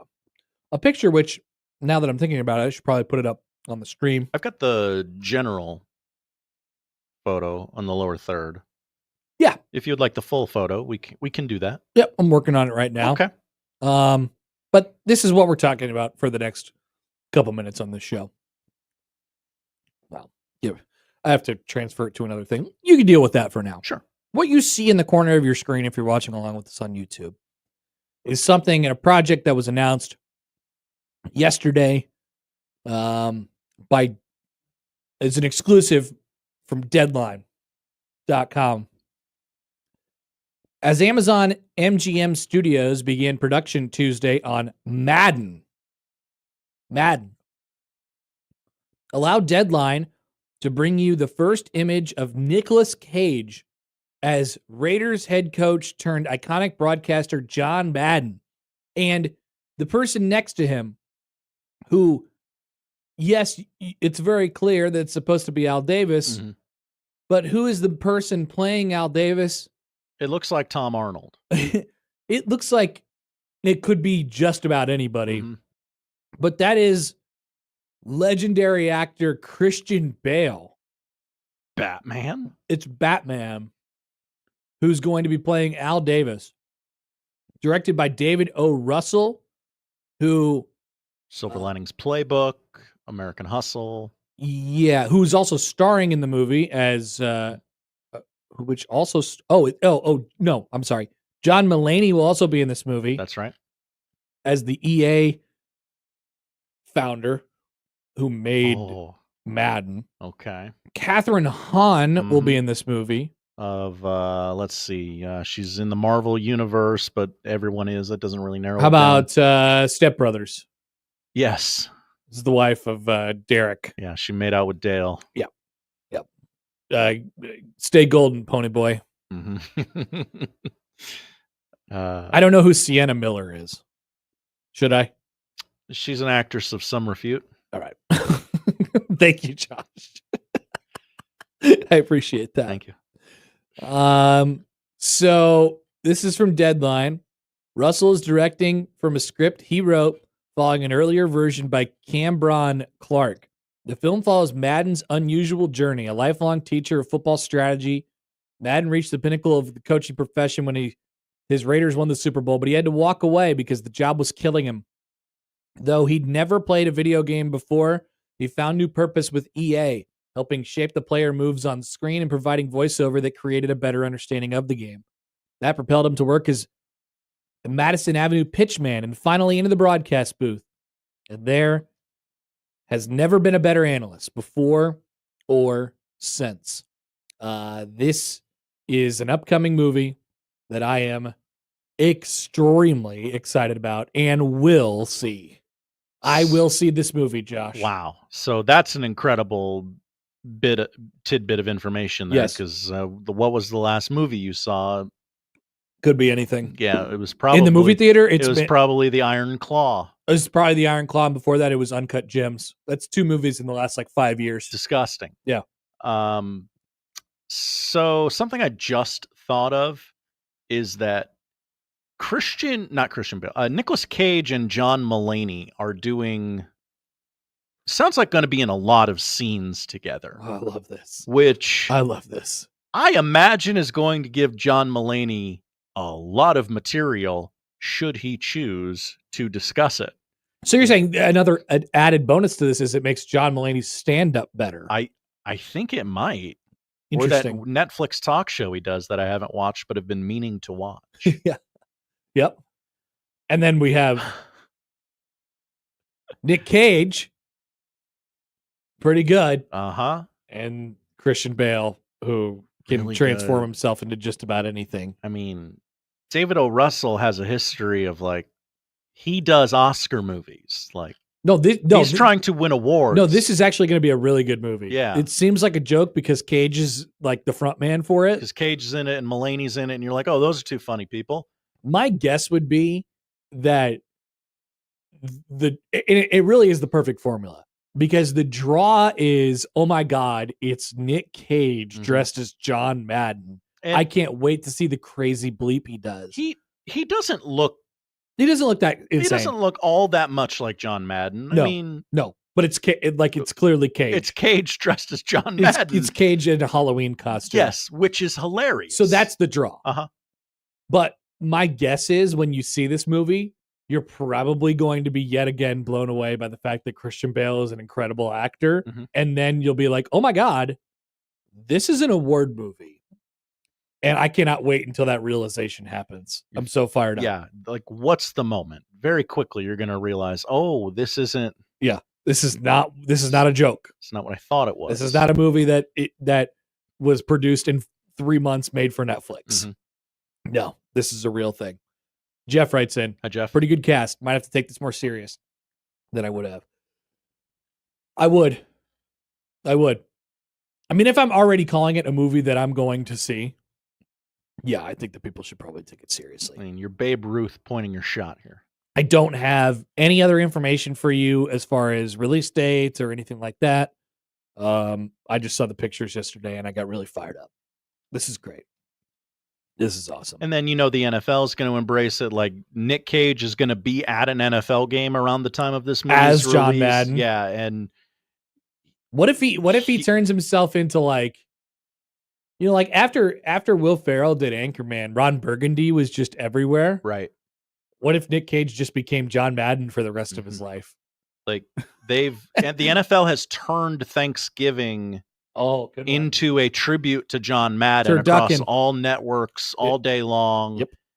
Nick Cage is going to show up at that some point. And it doesn't matter if he's wearing the costume or not. He's gonna make it weird.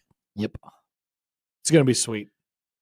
I'm excited. I'm thrilled. It's a great day for the NFL, Nick Cage, Christian Bale, and fans of art. And it's also great for us to know where Nick Cage is going to be at certain times, because then we can just throw Con Air 2 to Moon at him. Just throw the script at him, like, here, read this. Yeah, there's got to be a press tour at some point. An inn somewhere, right? Like, can I get a ticket to the Jimmy Fallon show the night he does the Jimmy Fallon show, and I yell a question from the crowd. Have you ever thought about doing Con Air 2, the Moon? I have a whole screenplay. Here it is.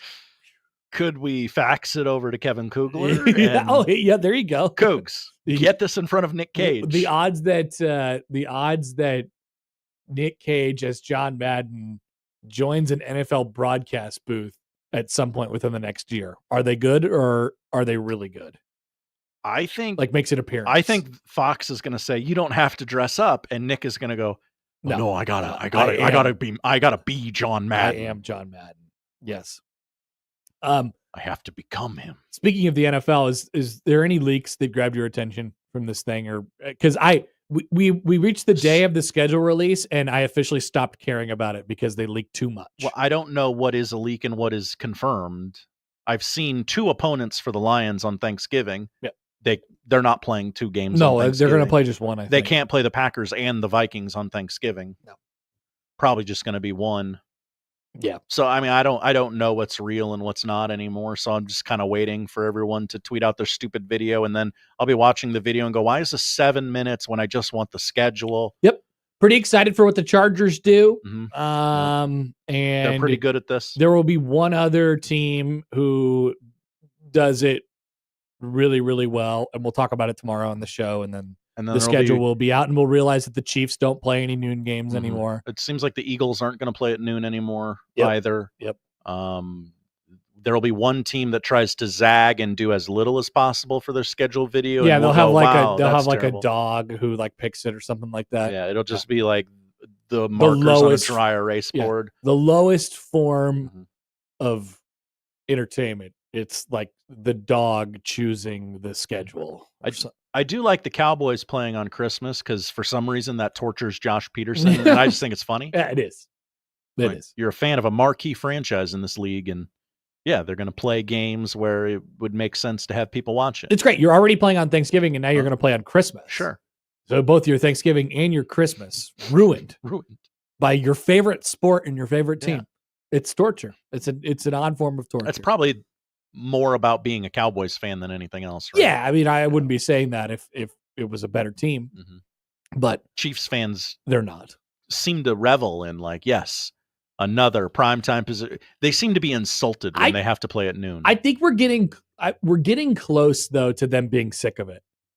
We're getting close to them being sick. Well, like the back half, like the last 6 weeks of last season, like they were playing on like literally every day of the week. Yeah. And like, that would be annoying. They're getting close to being sick of it. I can't, that'll start to rumble up this year. People will be like, all right, can we just go back to playing Sundays at noon like the good old days? And the NFL will say, no, never. Actually, we're going to make you play on Tuesday now.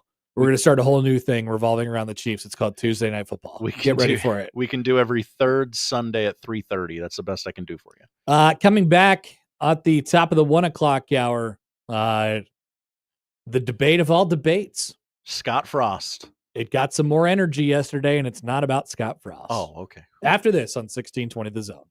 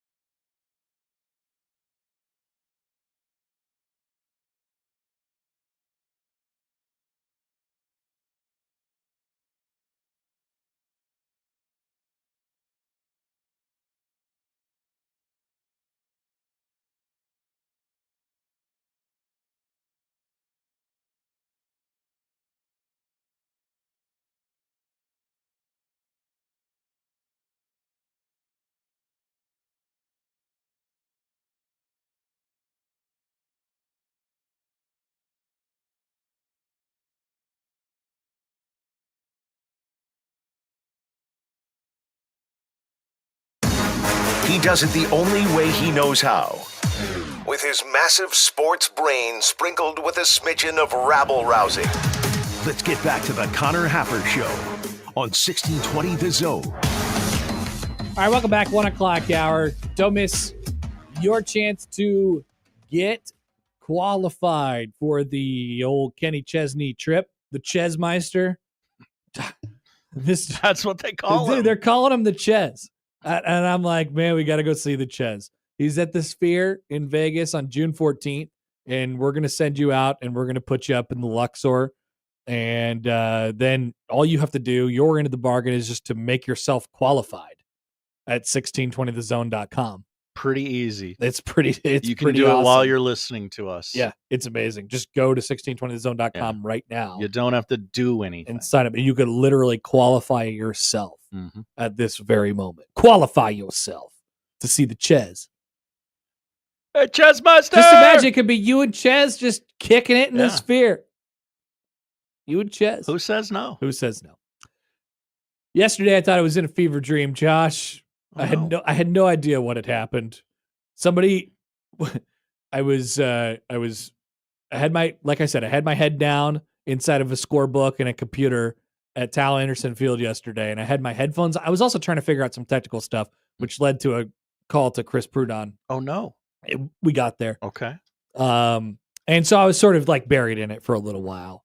And someone walked by in the hallway and said, Pete Rose and Shoeless Joe Jackson just got their ban lifted. And I said, what? What are you talking about? No, they didn't. That doesn't just happen. Why would you just, Yeah. That news just dropped. And I was like, middle of the day on a Tuesday. I was like, wait, it was Glenn and Jordan Sarnoff, who was at Omaha and does a really good job. And I'm like, what the hell are you guys talking about? They're like, yeah, you heard me. That just happened. And I'm like, okay. Sure enough, one scrolled through Twitter and there it was in a historic sweeping decision. Baseball Commissioner Rob Manfred on Tuesday removed Pete Rose, Shoeless Joe Jackson, and other dead people from Major League Baseball's permanently ineligible list. That's right. Rose, of course, the all-time hit king, and Jackson, both longtime baseball pariahs, stained by gambling, seen by MLB as the game's mortal sin, are now eligible for election into the Baseball Hall of Fame in Cooperstown. Now, Josh, there's some more details on this that we can get to as well. So it's been almost 24 hours since this has dropped, and I've been trying to figure out which way the wind's blowing on this thing. Mm-hmm. I'm parsing through an Athletic article right now so about that very thing. Paying attention to the majority of the baseball writers, and I'm talking about like the big ones, and these guys are like opinion shapers around the sport, right? Big, whether there be big newsbreakers or people who write about big ticket items in baseball. They have Hall of Fame votes themselves, yes, but also are, like I said, opinion shapers. There doesn't seem to be much momentum for these guys to actually get into the Hall of Fame. Just because they're eligible doesn't mean they're going to get in. They have to get voted in still by the writers. And it seems, as of right now, that baseball's mortal sin will be punished all the way for eternity. Baseball's mortal sin is gambling on the sport, and they will not allow Pete Rose to go into the Hall of Fame, or at least they'll make him wait for a while, even though he's dead. That's what Bill Mazeroski said. They asked, the Athletic asked 12 Hall of Famers, should he be in? I didn't count it up, but I think it was 50-50 split. Bill Mazeroski said, make him wait? Not right away. I'd make him wait a little longer. He's dead. Like, what are you doing? Make him wait. He can wait as long as you want. He can outwait you, Bill. He's dead.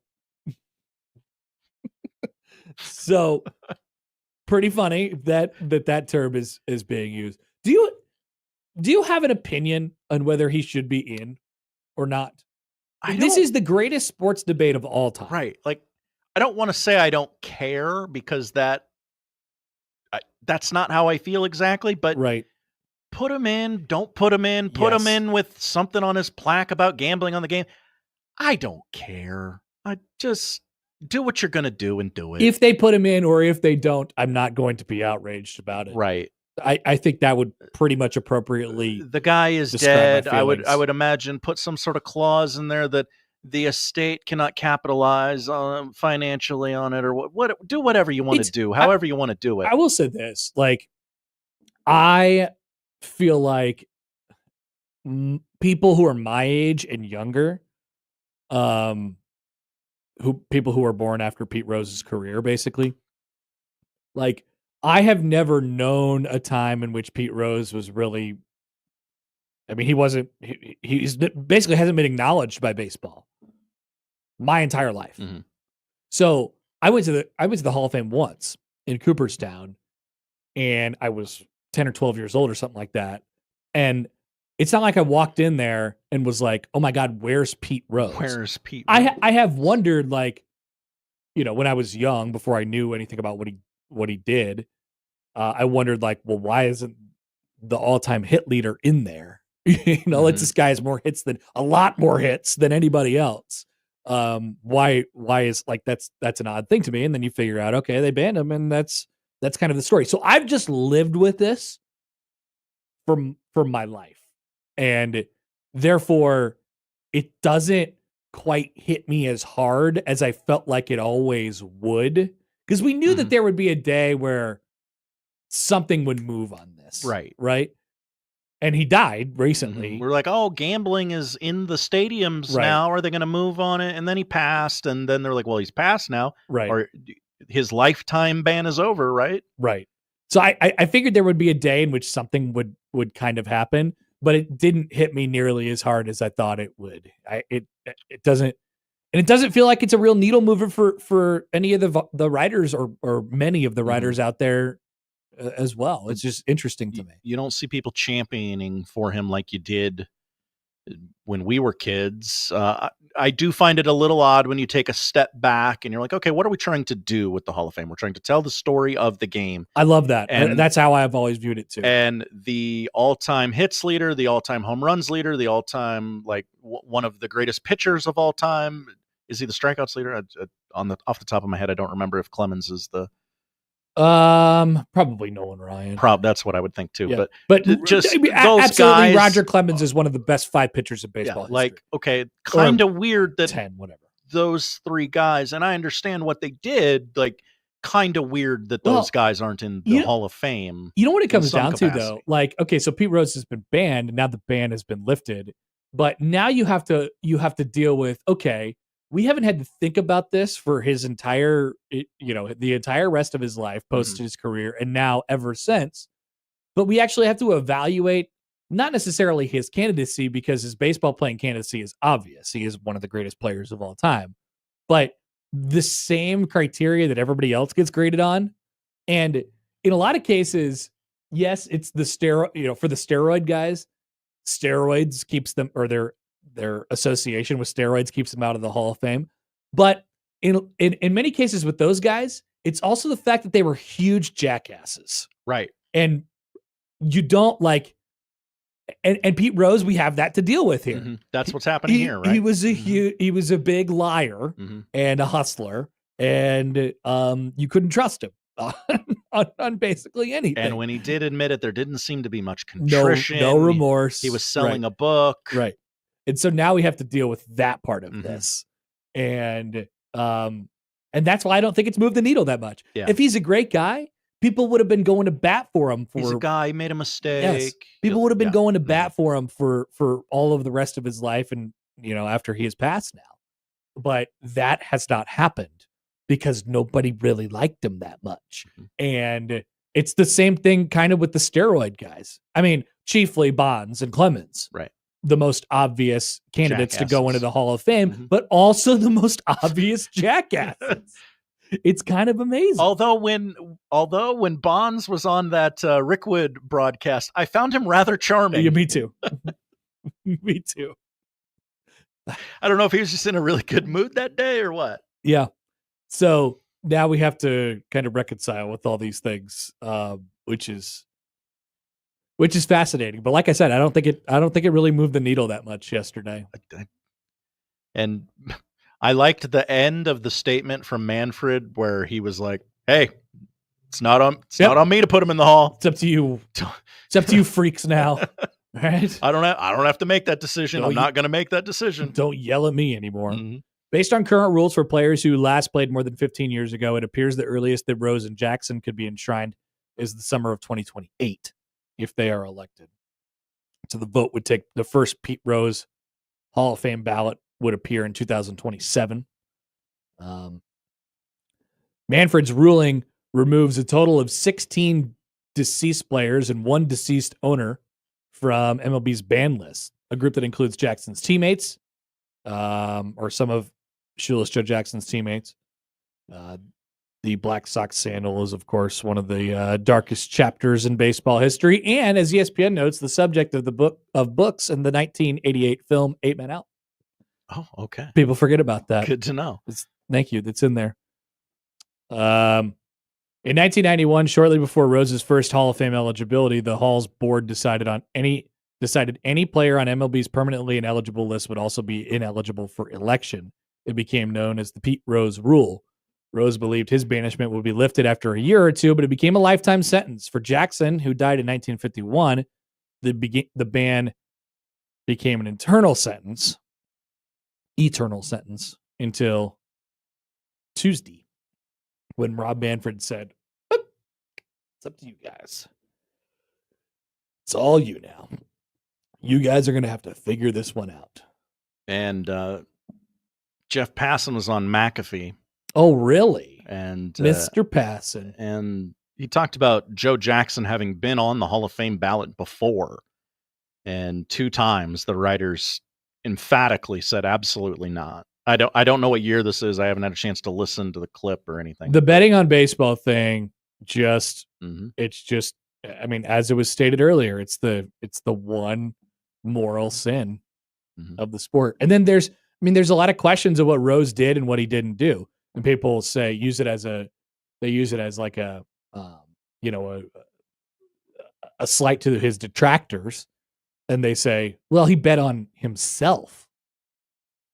So what's so bad about betting on himself? And that's what his point had been all the way up until he died. It was like, well, come on. I would never, like, I can't trust you, dude. I'm sorry. Right. You're an unreliable narrator. You are an absolutely unreliable narrator. So if you believe his story, then yeah, you're probably championing him big time to get into the Hall of Fame. But I never bet on the Reds to lose. I frankly don't believe anything that he said. So it's a sticky and messy situation. Pete Rose, of course, famously also gave us this, as was tweeted out by Michael Severe today. This is a classic 1620 The Zone historical photograph. Whoa, look at this. Let's really dial in on this. I don't know how much time we have. Go ahead. You fire away. We have let's go left to right. Yep. We have Nick Baugh. Who's about to deliver the line. We're all a little bit nervous here. Pete Rose in the middle. Pete Rose laughing at Michael Severe's computer. Michael Severe, of course, wearing an Omaha Nighthawk shirt. This is in 2011. Classic. And tiny baby boy Chris Prudon in the background trying to fix something. Wow. Which is classic. This is clearly at a College World Series show of some kind. Yes, this would have been the first CWS at the Chuck Box. Mm-hmm.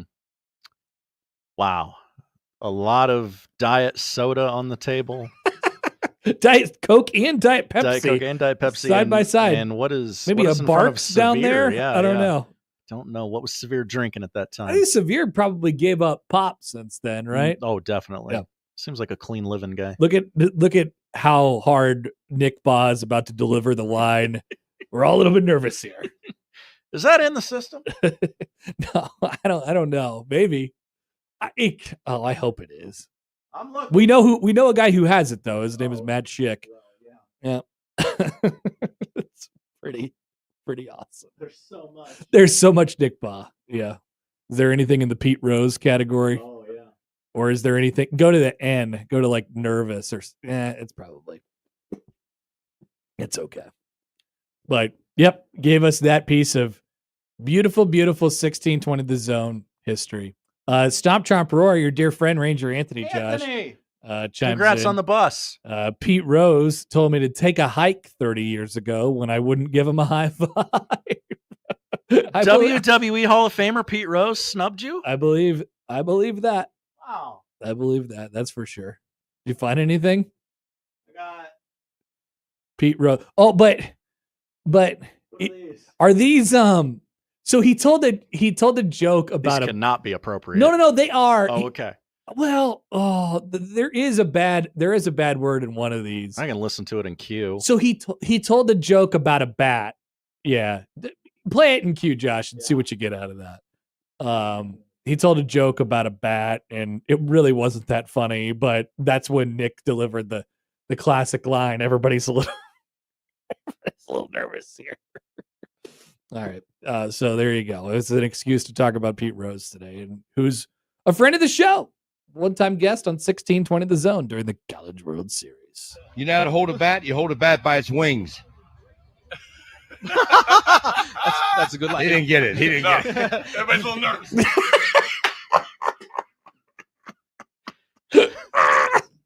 Made me a little nervous. He didn't I don't it. get the joke either. He pointed at me. He pointed at Nick and said, "He doesn't get it." Oh, that's so good. That's so good. May he rest in peace. But he's never going to get to the Hall of Fame. I don't think so. I don't think he's going to get to. I mean, yesterday would have been a little more celebratory from the scribes, right? Like, have we got a comment from Paul Giamatti yet? The actor? Yeah, Paul Giamatti, who's of course the commissioner who banned Pete Rose's son. This is not the actor Paul Giamatti. No, but the commissioner was his dad. Yes, I went to a Twitter account that was not. Yeah, it was Paul Giamatti, but it was not. Yeah, Paul Giamatti. Bart Giamatti, I believe his name was. Anyway, let's take a break, Josh. Okay, we got a couple more things left to discuss. College football playoff. Whoa, what? He has commented. I think so. I'll find it during the break. I'm sorry. Right, back into this on 1620 The Zone.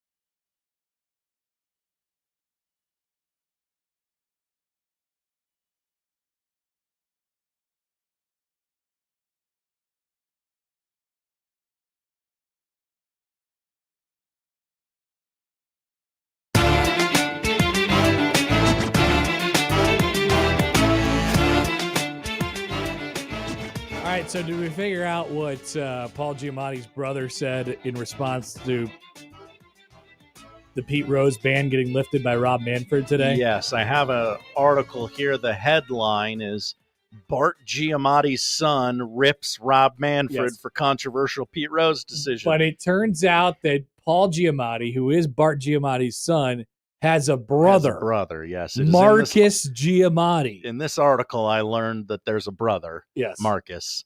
And Marcus is mad that he was not consulted on the decision, nor was actor Paul Giamatti. I can't imagine that they would have been. Why would they?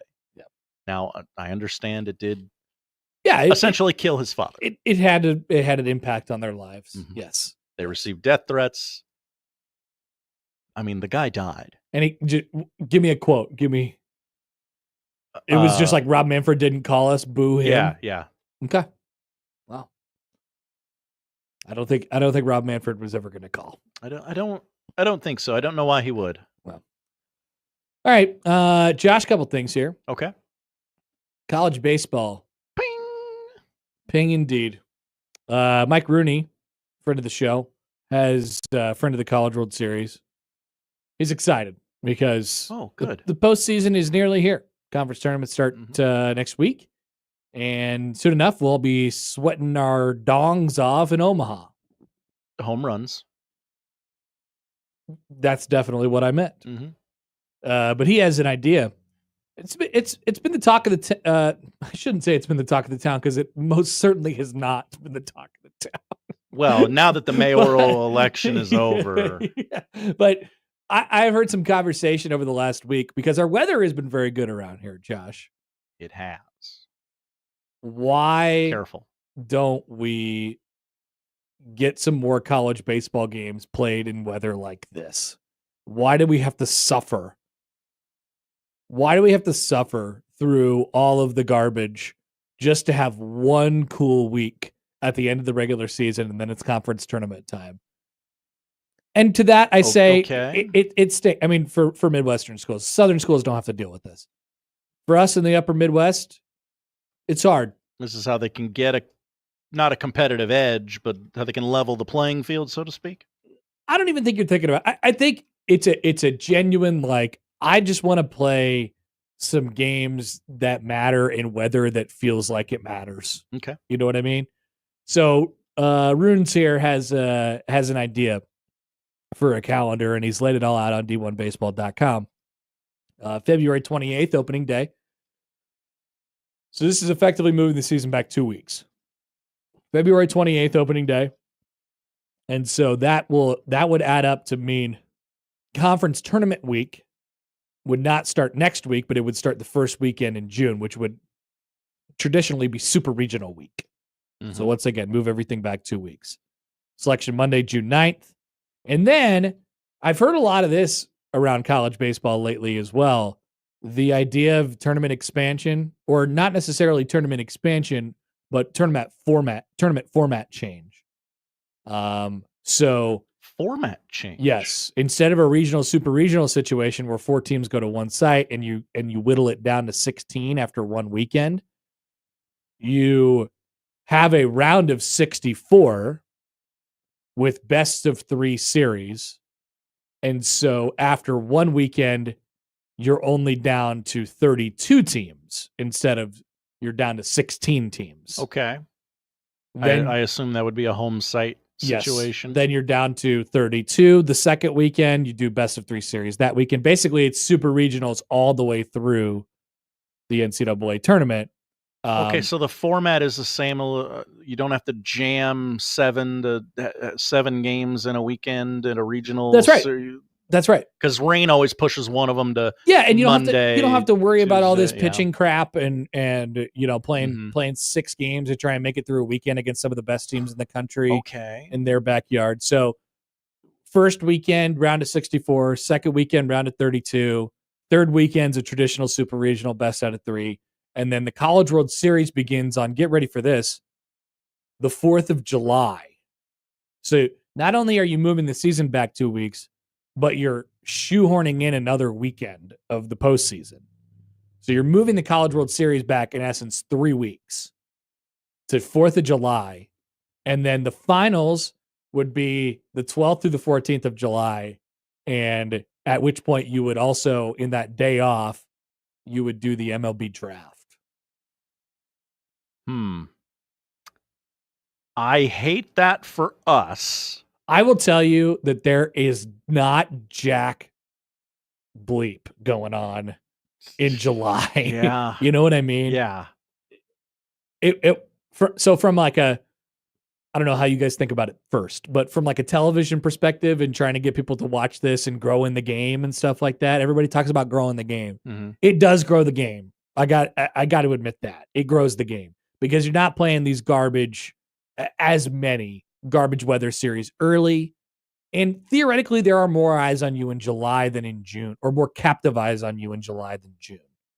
I think probably negligible. I mean, but you are always fighting the NBA Finals and the Stanley Cup Finals, and that's probably 3 different audiences: the College World Series, the NBA Finals, and the Stanley Cup Finals. But if you wanted everything to yourself, you could have it there in July. It's probably butt up against the MLB All-Star break there on the back end.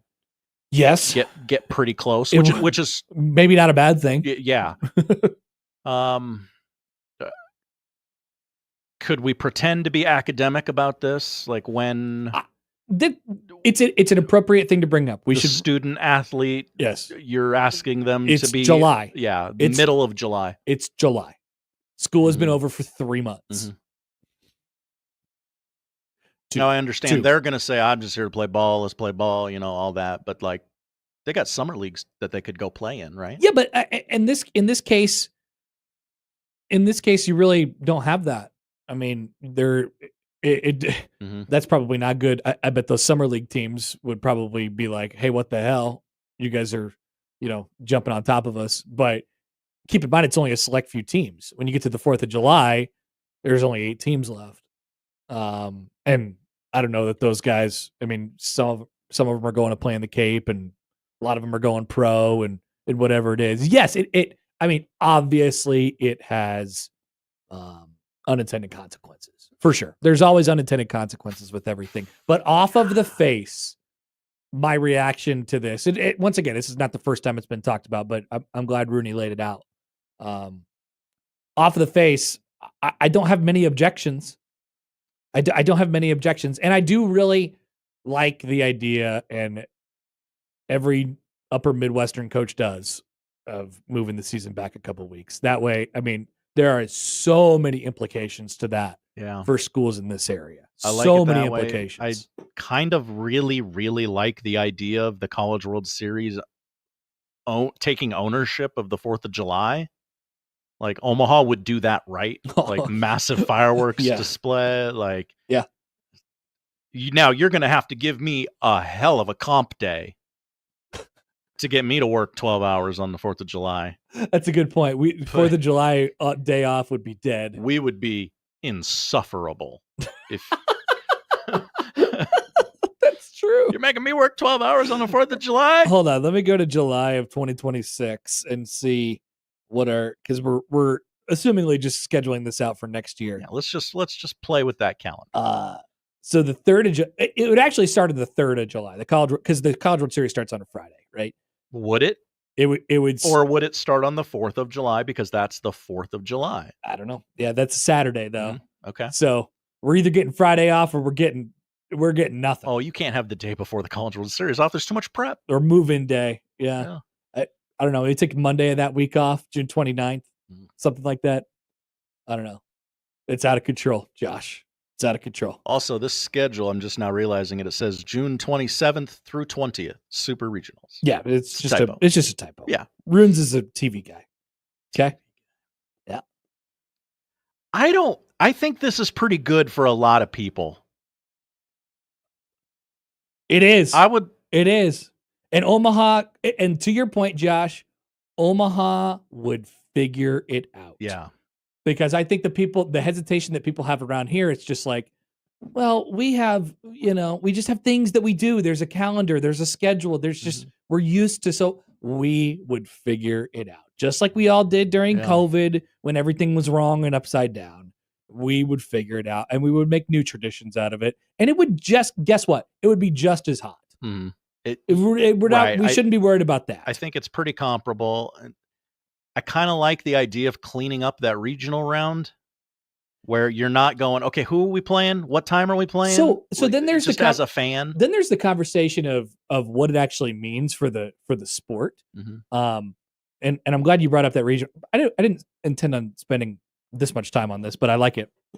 Would so it be better for Cinderellas? What does that it do way? for the sport if those 4 seeds, basically we're talking about regional 4 seeds, playing in 3-game weekend series against the top 16 national seeds? Okay, that's probably not. That's great. probably not, in my opinion. I don't probably think that's bad. good for them. I don't think that's good for them. At the same time, for the regional 4s to get out of the regional round, which is an automatic bye to the Sweet 16, the super regionals, you're skipping around in the new format. You're skipping a whole weekend. Oh, they wouldn't have to play the round of 32? There would be no, they would, but you see what I'm saying? Like in the current format, to get out of the regional round, you go to the super regional round, which is 16 teams. Mm-hmm. In the new format, if you win your first weekend series, you go to a round of 32. Right. So there's another weekend in there where you have to beat another good team, another 1 seed, 2 more times. So I follow. Theoretically, I think the regional round is easier for further advancement for the 4 seeds and the 3 seeds. I think. Because with that, I mean, and then you could look at the math on this too. We've had a 4 seed. We've had. I think John had the stat yesterday when they were talking to Farron. Like we've had a regional 4 seed in the College World Series, like pretty much every year for a while. Yeah. Now, Florida was the 3 last year. That doesn't count. But we had Oral Roberts 2 years ago. Ole Miss was a 4 the year they won it. Like there's some of these that are just, they're kind of splitting hairs. Would they seed it differently because of that now? Oh, right. So theoretically, I think it's easier for the 4 seeds now than it would be going forward if you were to make a change in this format. Speaking of format, Josh. I'd really like somebody to try it. Yeah, go ahead. Speaking of format. Brandon Marcello from a couple hours ago. College football playoff nearing consensus to alter seeding process with changes to first-round buys. The college football playoff power players are nearing consensus to change seeding across next season to the process next season to eliminate first-round buys for conference champions. The straight seeding proposal has gained support from the ACC and the Big 12 in recent weeks. Of course, this was proposed by the big wigs in the Big 10 and the SEC. Jim Phillips, the ACC commissioner, said today for the first time that the format, quote, may be the right thing for us to consider. CFP administrators must approve the proposal, but that could happen within the next month. The proposal needs a unanimous approval from the 10 conferences and Notre Dame to be enacted for this upcoming season.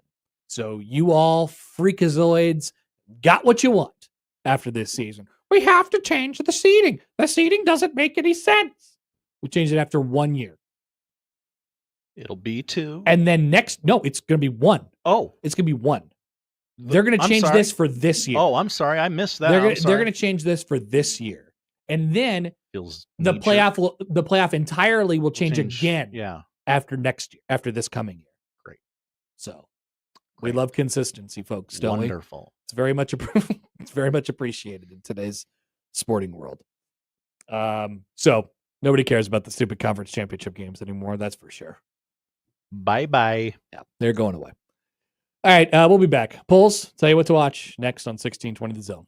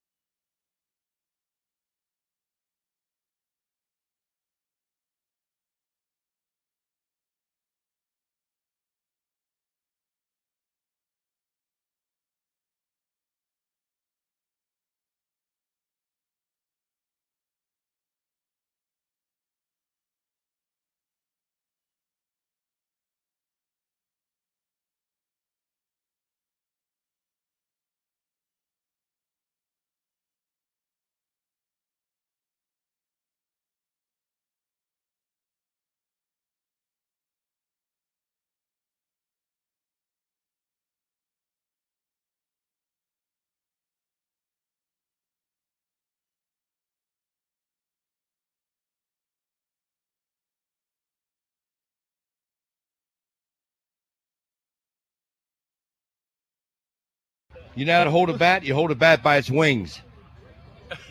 That's a good line. He didn't get it. He didn't get it. Everybody's a little nervous. I tell you what, though, if Pete Rose would have told a better joke, then maybe Nick would have laughed. Yeah. That's my read on that situation. He's like, we're not comfortable with you yet.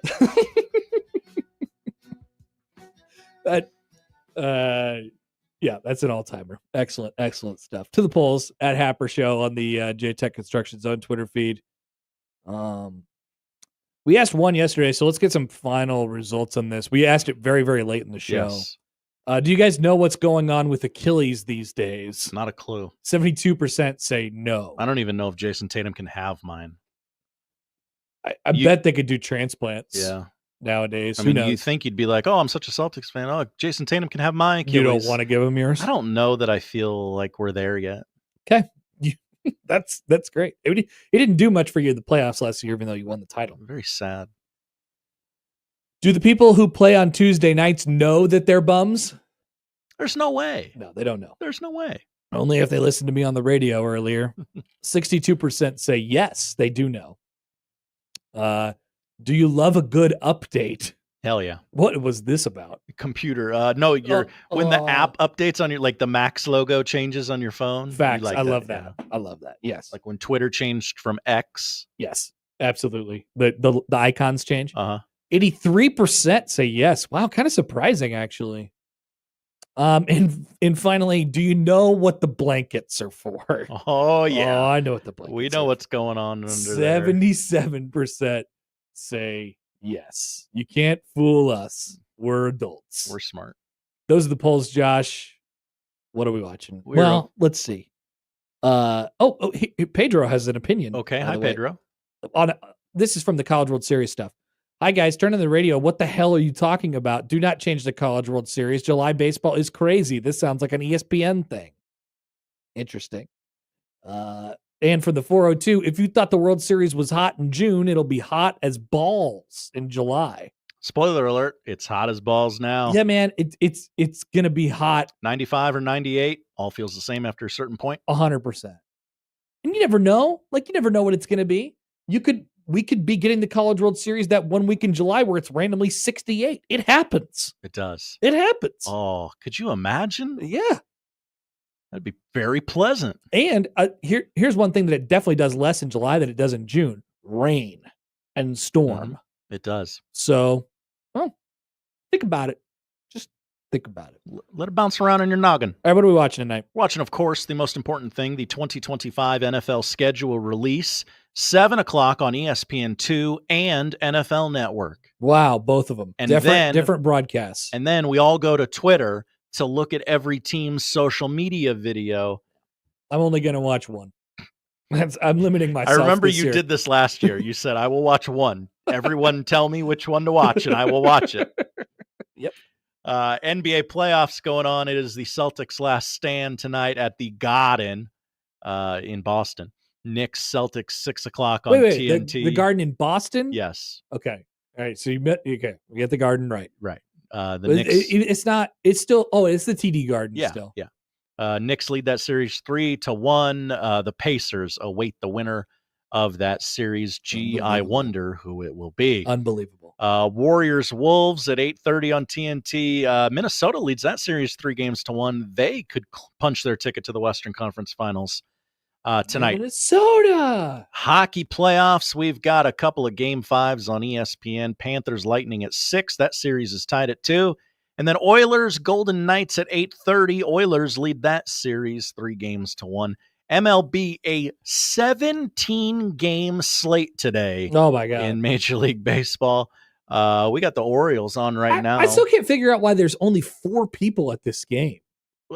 It doesn't. You remember like when there's people wearing jackets, but I mean the Orioles have a good, healthy fan base. Remember when the riots were going on and there was nobody there because they closed the ballpark? That's right. This is almost like that. There's nobody there. Well, they're very disappointed with how the Orioles have started. I mean, they do stink. They cannot pitch. Yeah. Cards Phillies is on MLB Network right now. It's followed by Yankees Mariners, which has been a very good series. If you haven't been paying attention to that one, Pirates honk. Pirates Mets at 6 o'clock. Marlins Cubs is your free game of the day on MLB TV at 6:30, and then the A's and the Dodgers at 9 o'clock on MLB Network. Finally, on Big Fox tonight at 7 o'clock, America's Most Wanted, John Walsh's Dirty Dozen. To celebrate the 1100th episode of America's Most Wanted, John Walsh and son Callahan, whoever that is, revisit the 12 most influential captures of all time. Wow.